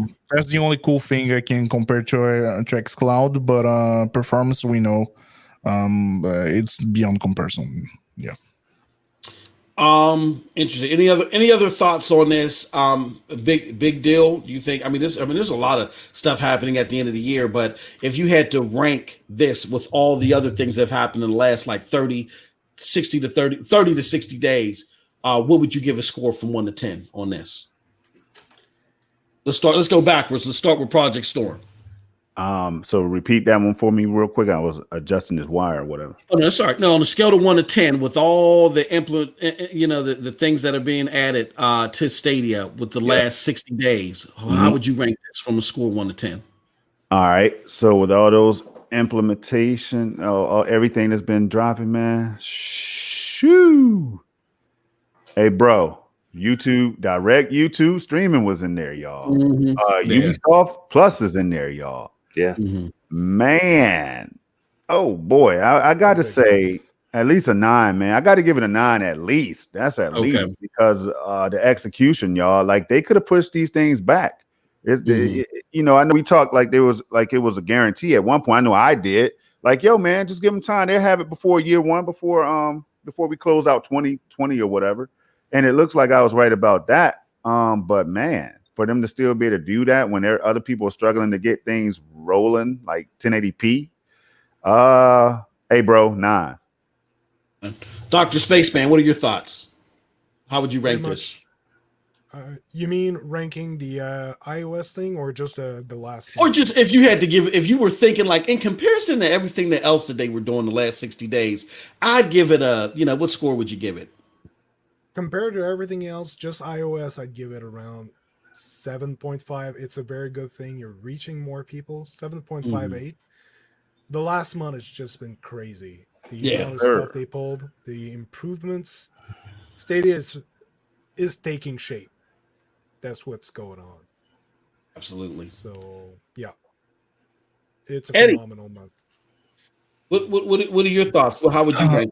I gotta give it a 9 as well because although I don't have an iOS, I do have an iPad. It's not my main device at home, and I don't use it. But I know this is big. There were a lot of people waiting for this moment, and so basically everybody will be able to play on a mobile device right now. There's no limitation anymore. Yeah, if you have a mobile, you will be able to play. Just want to add something. The new countries expansion. Right. Yeah. Just add it in there. There's so many things that happened, man. There was the new countries. There was a hangout event. There's the Cyberpunk promotion. There's the performance of how Cyberpunk is doing. Direct video to YouTube. Yeah. Oh man, it's overwhelming.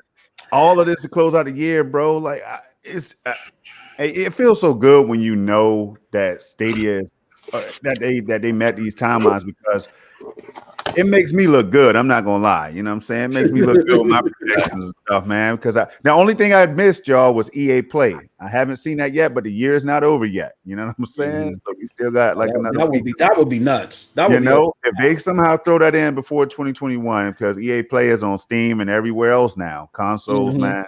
If they can sneak that in, because we have Star Wars Jedi Fallen Order, so it's not like EA and Stadia are not doing a little collaboration already. So I don't know, but if it falls in the next year, so be it.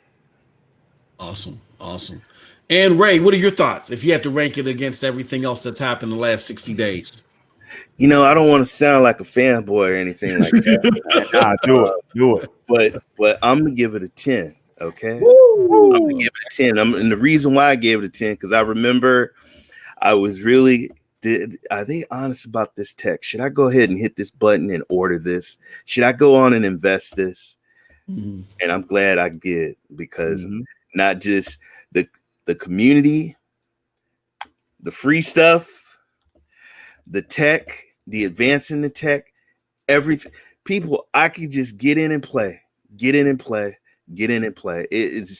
has been my favorite platform of 2020. It has brought me so much closer to all kinds of friends all over the world. I have 111 games, and I didn't download those games, and those games are my games. And I can go in and I can click and I can play that, and I don't have to worry about no hardware space. I've got Cyberpunk day and date with a free controller and Chromecast. I'm extremely happy. I'm a happy customer, happy investor. They've done everything, people. You got to give them their props, and we ain't even over with yet, and they still just adding stuff. The phones, the Hangout, Austin Creed, the crowd choice, the crowd play. Look at some of these games. When you look at it, you're like, damn, look at Division 2. Like, I mean, it just plays so much. It's just. Damn, I'm happy. So I got to give it a 10, people. I got to give it a 10. And yeah, you call me fanboy, you call me whatever, but I just got to keep it real. I love Stadia and I love what they've done. Hey, bro, let me tell you something, Ray. Now, that's one thing you're going to, so y'all might get other podcasts, man, where people don't keep it real because they're afraid to voice their opinion and how they really feel. But, man, you're not going to get that with me. I always tell all the time, man. When it gets to a point where I feel like I can't speak how I really feel, bro, right, then send me somewhere else. Let me do my own thing. I'm still going to rock with the brother forever. You know what I'm saying? Right. The brother is the one that put me on. Like, you know what I'm saying? And when it comes to other people as well, Eddie's on here, Chase, 6'4", all that, man, I never forget, right? But, hey, bro, the fact that we can keep it real is what I love. That's why I wake up. That's why I join. I get in the damn lobbies. I'm in the lobbies before this dude, man. Y'all. So that just let y'all know that this is why we do it. So DKG, I see you up there with the 10 or what's that, Eddie? Euros. Hey, Spaceman, somebody help me out, man. Is that euros or that's euro, brother? All right, there it is then. Yeah. 10 euros on the A. Look, man, I get happy like it's my channel. You know what I'm saying? MM2K, that's the brother and all that. But bro, every time I see that super chat light up, man, because we done been in so many other people's streams and stuff, and we see the super chats light up, man. I just forget it sometimes. So, hey, man, I don't know. I'm just happy, Ray, but you're not a fanboy, Ray. I can tell you that right now because I feel the same way. So that's what I was going to say before I went off in space. But check it out. I got consoles. I got PC. I come back home to Stadia, y'all. You know why? Because of everything Ray just said. The value proposition is always there. The games, they're putting the work in. Why the hell would I turn my back on it now? Exactly. That's what I'm asking. Big up to DKG. Speaking of the aforementioned 10 euros super chat, he says a big love to all of you guys. Thank you so much, DKG, for your support, man. We can't do this without you, brother. Thank you so much. If I had to slap a score on this, I originally was going to match Dr. Spaceman with 7.5, but then, and the reason being is that I looked at it as in the majority of Stadia gamers, from what I was able to field test or whatever, seems like the majority prefers playing on their TV via their CCU.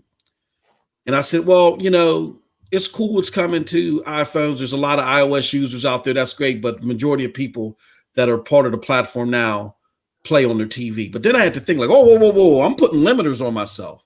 It's not about what they have now. It's about outreach and growing. And there are a lot of people that want to experience this platform. Shout out. I hope my brother Nethels don't mind me saying this. My brother Nethels, as soon as he found out that this was on iOS, yo, Moss, you got to get me a free month. How do I get on iOS? I said, bro, you could have been did it with Stadia. No. I want it on Safari. I don't want to add nothing else to my iPhone, all that other stuff. It's fine-tuned the way that I want it. This is big. And I started seeing a lot of people on Twitter that made comments. Oh, yeah, Stadia is the real deal. They just come out of the woodwork. Oh, yeah, I'm playing it on the iOS.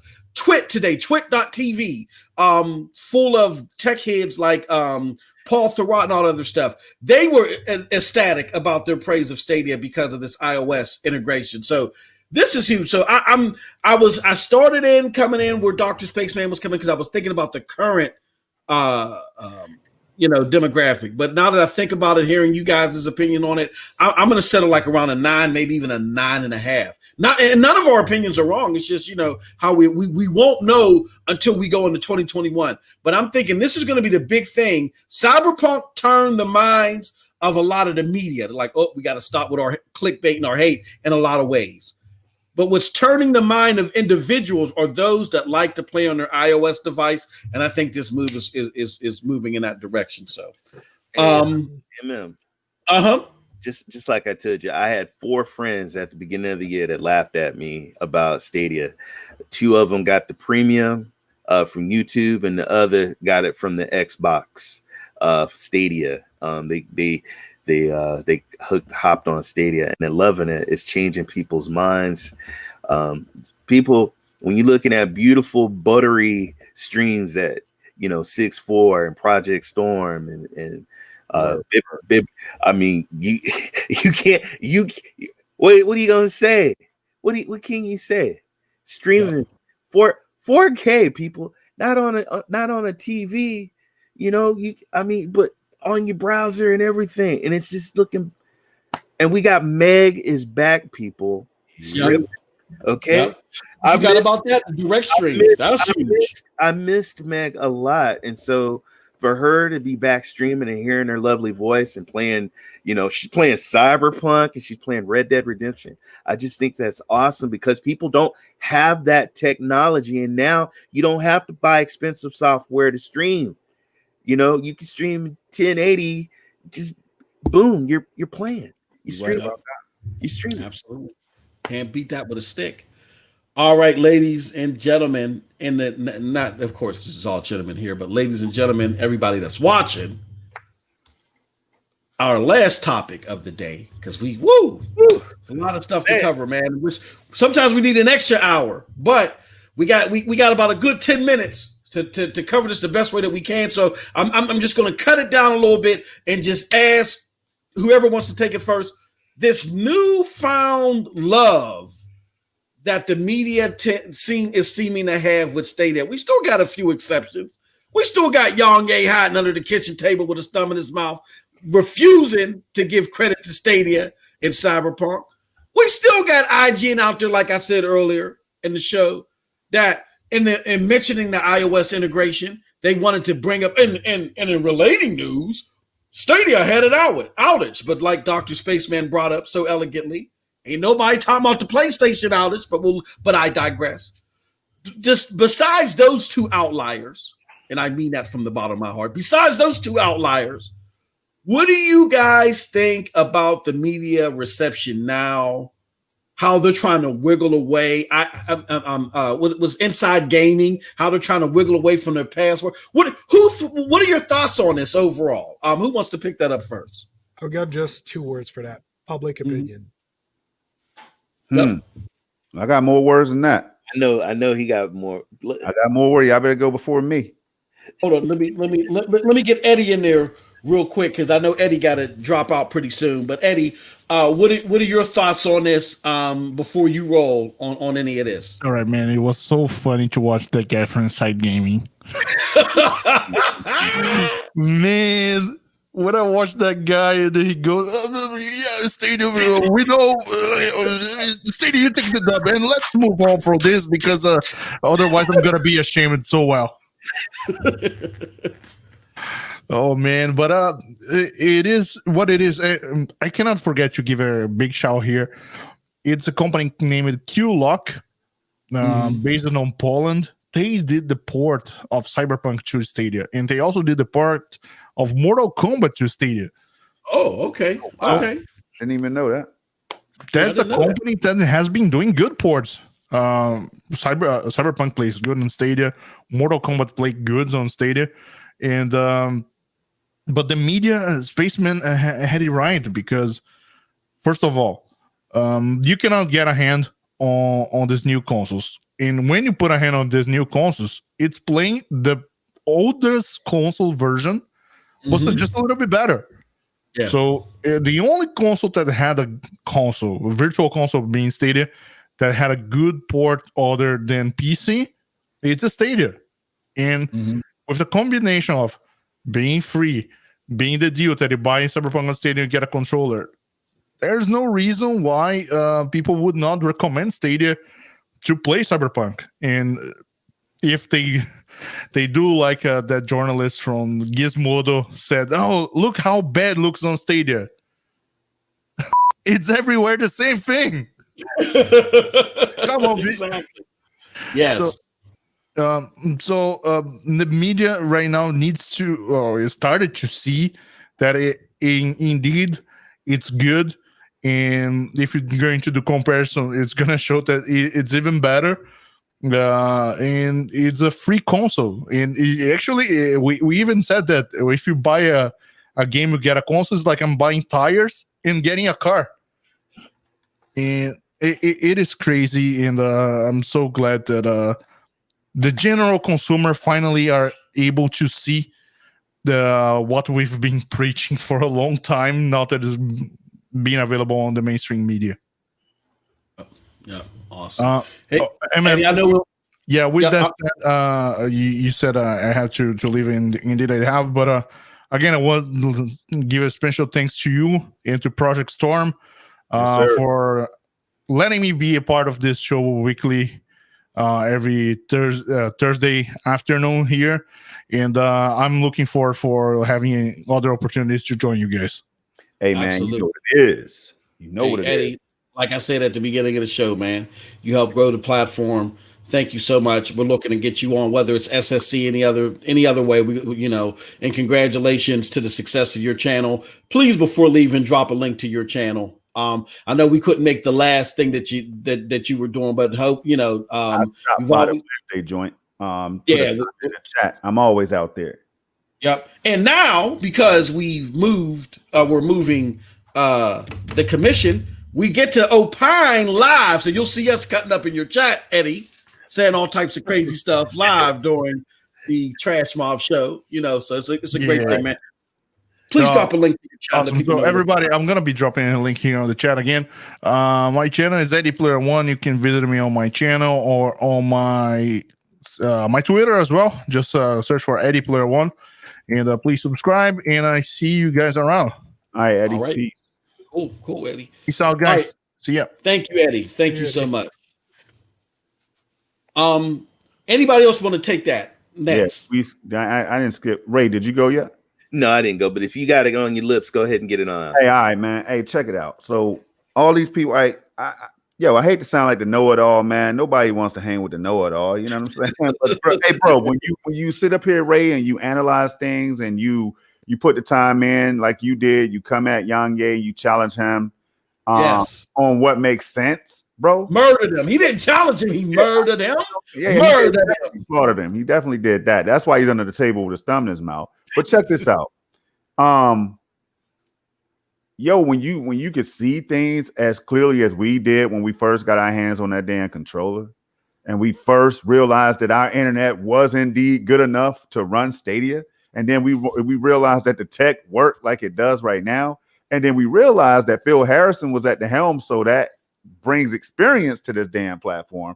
When you start putting all those things together, people, and then you get that control in your hand, like I said, and you realize that you can go up to 4K resolution with a Chromecast device and then play your games, bro. Now, so I start putting everything together and I say, look, man, all these people out here, Dreamcast guy and everybody else, I call them out by names, man. John Lennon and all those guys at Digital Foundry that laughed and giggled and said, like, yo, you really want to play it on?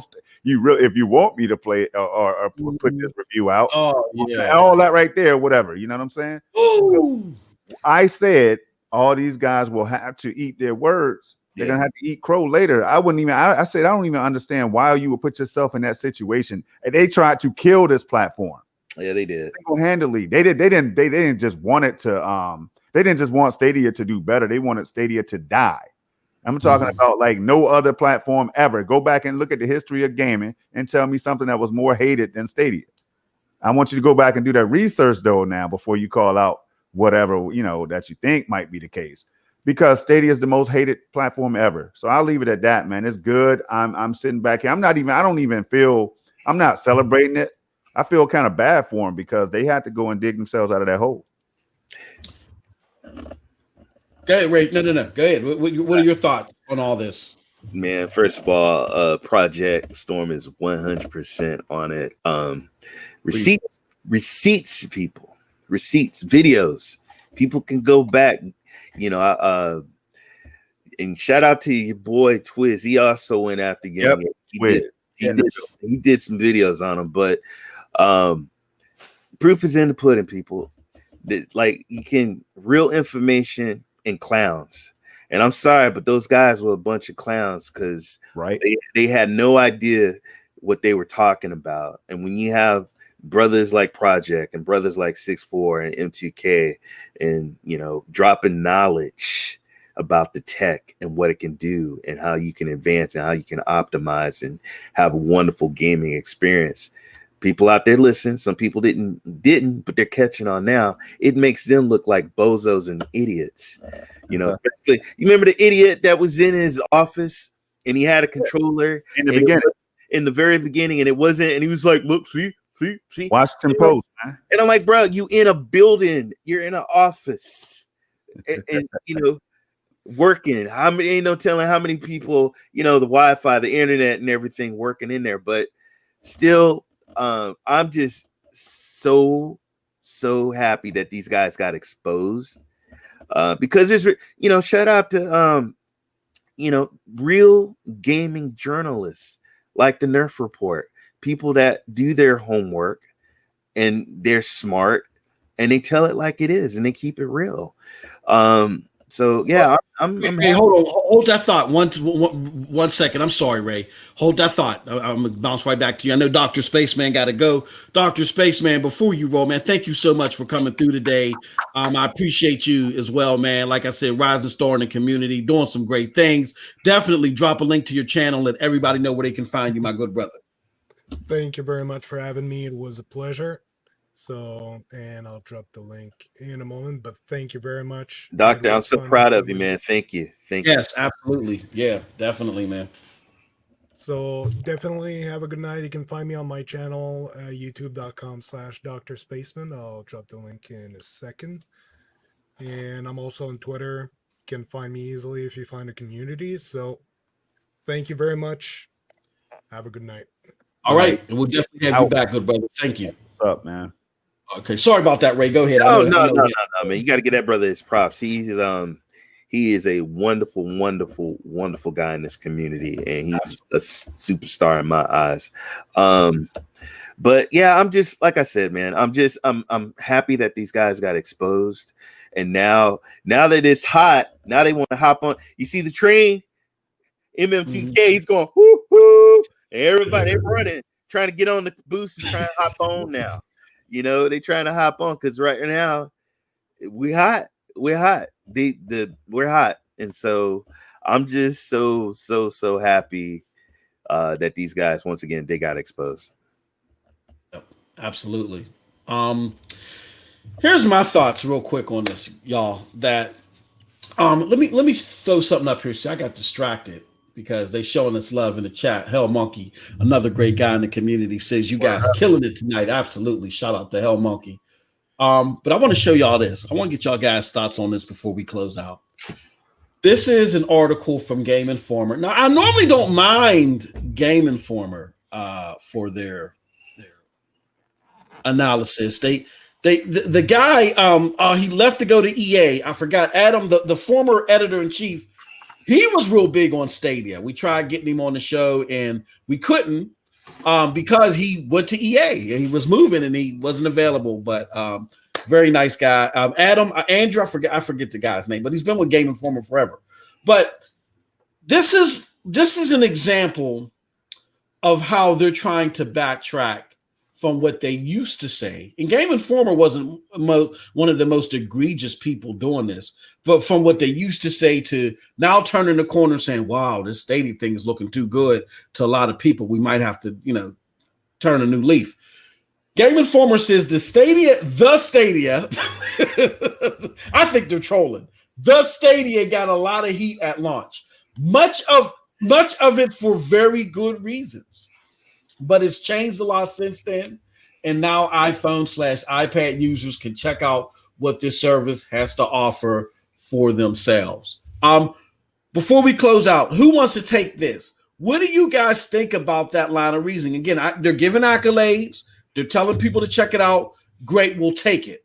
But to Project Storm's point, and maybe Storm, I'll just start with you, and I'll let Rayman close it out. Storm, what do you think about this? There was a lot of heat, many of it for good reasons. You think that's an acceptable walk back, or what are your thoughts on that? Hell no, it's not acceptable. Just like it wasn't acceptable when all of us serious gamers, real Stadians out here, you know what I'm saying, and the ones who were new, who was trying to find their way in and see what it was all about, right? You too. We were out here scouring IGN's website. I call them out too. Game Informer, IGN, all the big ones, right? Well, I'm up here looking at the website and I'm like, damn, man, where's the Stadia love at?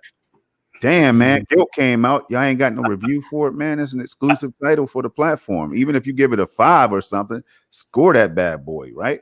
So I'm looking at Game Informer now saying this, and I told you, you're gonna see now. It's cool to like Stadia now. It's cool. Yeah. You don't have to hide behind 25 friends or whatever and then play Stadia. Now you can come out here like, look, man, watch me play some Cyberpunk. Hey, wait a minute, bro. And hey, Ray, I don't want to get you worked up again, Ray. But hey, bro, wait a minute, bro. You can't play this right now. Check this out. I'm on my phone right now. I'm on my laptop. I'm on my tablet. I'm on the iPad. You know what I'm saying? That's what it's about. So now people are gonna weasel their way in, and then you're gonna see the big YouTubers now. Shout out to all of us putting the work in, who's paving the way. And this is very important that I say this. Who's paving the way? Because it's an open platform. We're not here like saying we got first dibs on everything. I want to make that clear. I'm not saying that. What I'm saying is, though, we put the time in. We weren't embarrassed to do it. You know what I'm saying? So we welcome everybody that thinks about streaming if you want to come on out here and do your thing. But some of these big guys are going to come over here and then they're not going to watch Ray Sherrod that much anymore. They're going to watch their favorite YouTubers, right? They're not going to care what Project Storm and MM has to say on Saturdays at 11 a.m., right? But it's all worth it, y'all, because the platform is flourishing. And so all these people like Game Informer and all them, they're just trying to find their way back, man, or find their way in.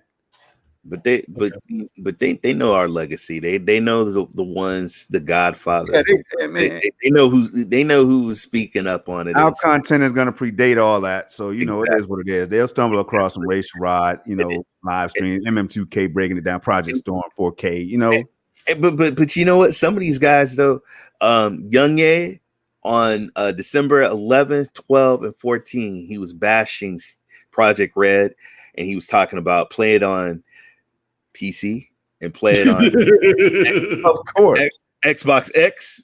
Right. Mm-hmm. Those 3 videos that he did, he didn't even say Stadia, wouldn't mention Stadia, wouldn't talk about Stadia. He was the main one that was saying that Stadia would not come day and date.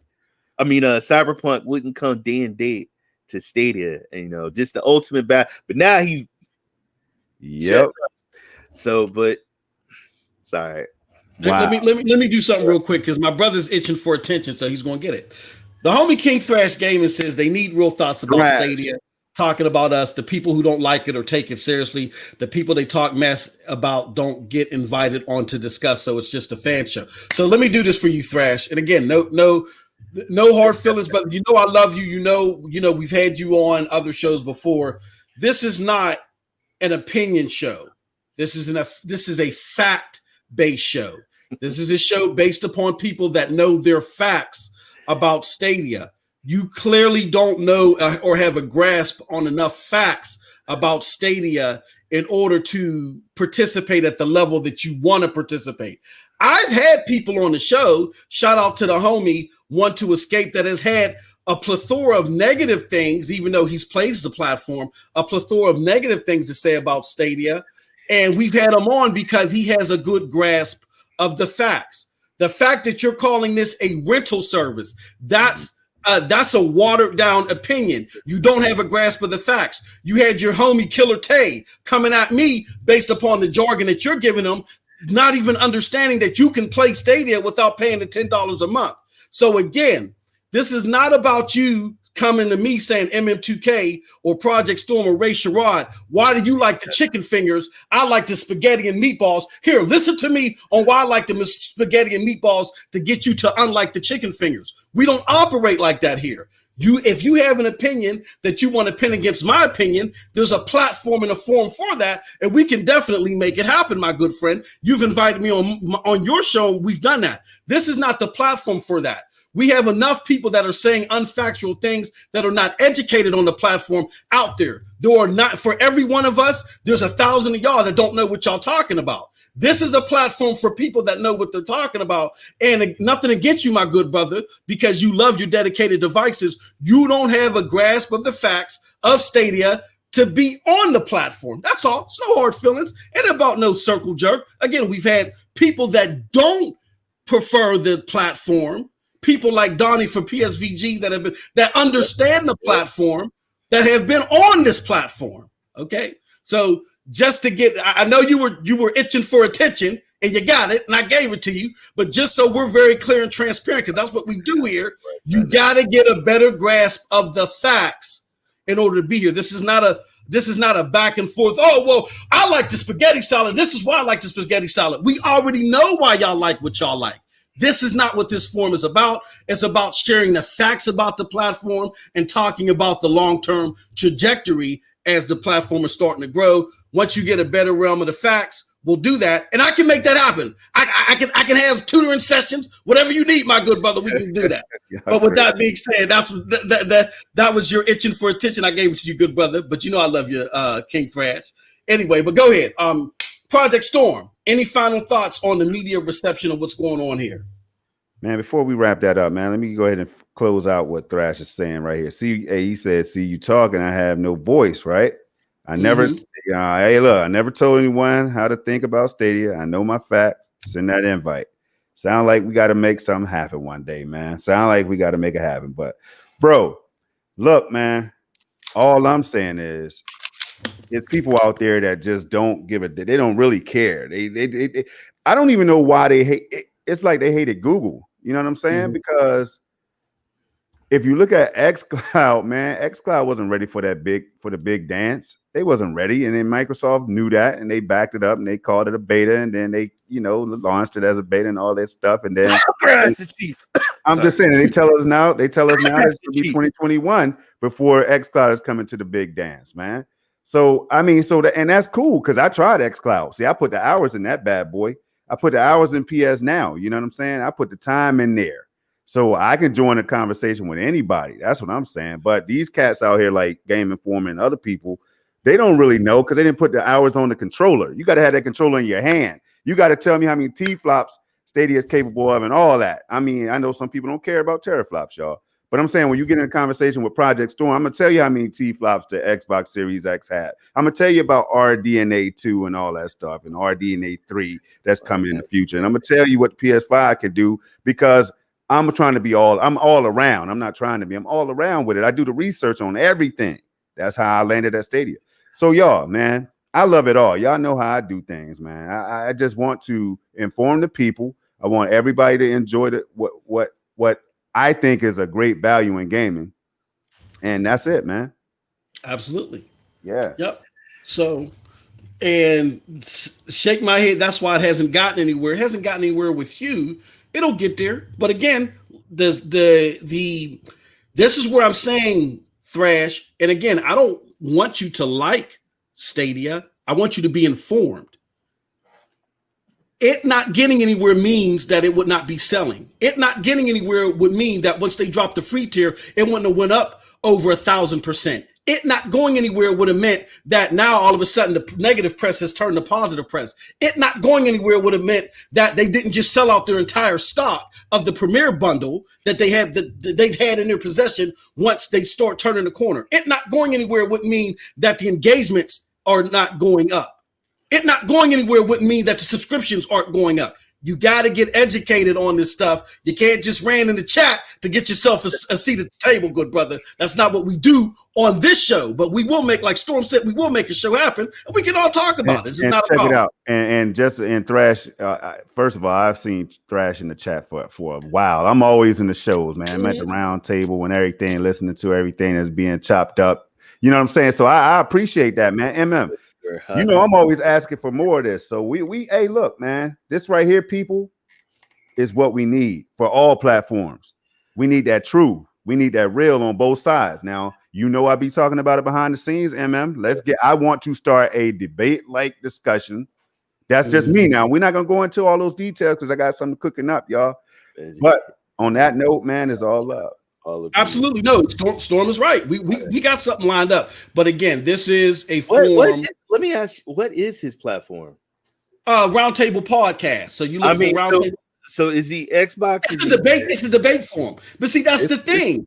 He wants to have a debate about this. This is a debate about facts over topics. Like we already had a debate. You and Storm had a debate earlier in the show, right? So it's not a circle jerk. But what he wants to do is take his perception of the platform and us having at a seat at the table. We don't deal with perceptions. We deal with nothing but facts as far as what's factually happening with the platform. And the simple fact that you said it's not going anywhere is an opinion that's not rooted in fact, because just the last 60 days show alone that it's going somewhere. But I respect what y'all do at the round table. Y'all had me on. I love it. But again, it's not spaghetti and meatballs for everybody. This is the chicken fingers, brother. This is a different thing. Man, I eat a little everything. I like spaghetti and the meatball and Roof Chris Steakhouse and all that. You know what? You mentioned round table. I think I'm going to order me some round table as soon as I get out of here. But anyway. So with that said, that was a great show. Thank you everybody for joining. We've run over, but again, we didn't even cover all the topics. No. But before we go, and even King Thrash, let everybody know where they can find you at the round table for the opinions and the arguing and all that other fun, entertaining stuff. Let them know where they can find you, King Thrash, in the chat. But Ray Sherrod on the panel. Let everybody know where they can find you, good brother. Ray3473. Just go on my Twitter page. I update where I'm going to be at. I stream on Twitch, I stream on Facebook, and I stream on YouTube. All right. Project Storm. Let us know where we can find you, good brother. You can find me right here on YouTube, chopping up some 4K content. Y'all, I try to get y'all the highest fidelity, highest bit rate possible all across different platforms. Because one thing you got to know when you're talking about Project Storm is I don't pledge allegiance to one flag. And I think it's okay that we hop around. You know what I'm saying? If we can do that. Sure, You know, so I do chop it up. You'll see me with some Series X content shortly. If I can get my hands on the PS5 or whatever, I'll be doing that too. But look, find me on YouTube. Find me on Twitter at the Nephophiliac. All right. You can find me in Snow Bunny Gaming this Sunday. Okay. On YMYOG Podcast. That's Ying Meets Yang of Gaming at 2:00 Eastern Time. And then you can find me and MM2K talking about a giveaway. I don't know if you mentioned that early in this show. Yeah, we got to talk about that. Even though I got the link in the chat, we got to talk about the giveaway. We're giving away a Stadia Premier bundle on Project Storm's channel this Saturday, 11 a.m. is when you want to tune in. Project Storm's channel. You gotta sub. Talk about a little bit, Storm. You gotta sub in order to even be eligible. The reason we say you got to sub, man. I mean, first of all, it would be cool if you could. We put the time in, we put the hard work in for y'all. You know what I'm saying? The only thing you got to do is click that little red button, and then you can stay tuned to what we got to say and what that 4K content is about to look like and what platform, all that, right? So the main reason though, you want to sub is because that's the first step in order to get into the contest is a subscription. All right. If you like what you see, stick around. I hope y'all stick around, because if you unsub before the announcements come out, see, you never know what the thing about me and MM2K, you never know what the hell is about to happen. You know what I'm saying? I'll just keep it at that. I'll just say that, okay? But no, I really would appreciate if y'all could sub though. You know what I'm saying? I do appreciate all of y'all. Y'all know how I feel if you've been hanging around. You know how I feel about y'all as the gamers and the time y'all put in, listening to us talking and everything and breaking things down. But now, there's some guidelines. So what you want to do is you want to go over to my channel. There's a video out there. All right. And I wish I had the link to it right now, but I just chopped it up. But look, so there's guidelines and criteria that you have to follow, like following me on Twitter at the Nephophiliac. All right. There's steps. The person or who, if you get all these steps right, I have to say it now that MM is going to give me a couple extra minutes. If you get all these steps down, you have a higher percentage of winning this premiere edition. All right. So it's real easy. Subscribe to the channel. Follow me on Twitter at the Nephophiliac. Go over to pntsnetwork.com. All right. You scroll down until you see a red logo. That's a Yappa. It says Yappa, right? So you can leave a recorded message with or without video on pntsnetwork.com, y'all. All you had to do is just say something like, "What's up, Project Storm? Yo, man, I like what you're doing," or "I'm here for the raffle." Whatever you want to say, that's your message. But make sure you remember to post that message when you go to the website. When you go to pntsnetwork.com, post that message. Don't forget that part. That's the most important part. And lastly, all you do is Hold on, hey, Thrash, don't be mad. Don't be mad. Hey, Thrash, the fact that you put a comment out there every 2 comments, brother, you want attention. I love you, brother. Go ahead, Storm. I can't tell you something. I just went on his site. His site does look nice, and I do. I do see some of the topics. I'm listening to everything, videos, the rap battles, all that, man. Going at this boundary, I'm out there. You know what I'm saying? I'm in there checking it out. I've been checking it out for a long time, brother. So, hey, here's the deal, though. You want to go to SML as the last step, y'all. There's only 4 steps that you really should follow, and that's for bonus points. If you just want to subscribe to the channel, I will be thankful and happy if you want to do that, okay? Because if you care about Stadia, you care about gaming, I got you covered on different content. But if you're serious about this premiere edition, if you haven't gotten your hands on a Stadia yet to play Cyberpunk because you heard it's crispy and you've seen the footage on different people's channels or whatever, then why don't you just go ahead and try and enter the contest, you know? So that's all you need to do, Bill. But the steps are laid out in the description of the video. And I'm gonna try and find that before we wrap up real quick. No. I posted the video. Oh, okay. That's what I'm saying. Right. I posted the video, and the video will be in the description. I mean, the link to the video will be in the description of this one. So, with that said, you let everybody know where they can find you at, Storm? And yeah, I already let them know. Yeah, you let them know. Oh, okay. And Thrash, go ahead, brother. Drop the link to them so they can see them. They can be part of them 800 viewers to our 35. You know what I'm saying? But with that said, I ain't gonna lie. I'm not gonna lie. I'm gonna go check it out because I'm looking at it on my other screen. I do see some positive, some pretty cool videos. So, you know, like I said, embrace debate, y'all. It's all love. You know, we gamers at the end of the day. But hey, put a sub on it, Ray. Put a sub on it, man. That's how we do it. You know what I'm saying? Yeah. All right. With that said, thank you everybody for coming through. I appreciate all of y'all. And as always, until SML, we got the commission airing tomorrow. Stay tuned for when we give you an actual time. I think it's going to be 8 p.m. tomorrow. We're pretty solid on that. But just, you know, anything can happen. So just stay tuned. Make sure you're following us at MM2K videos.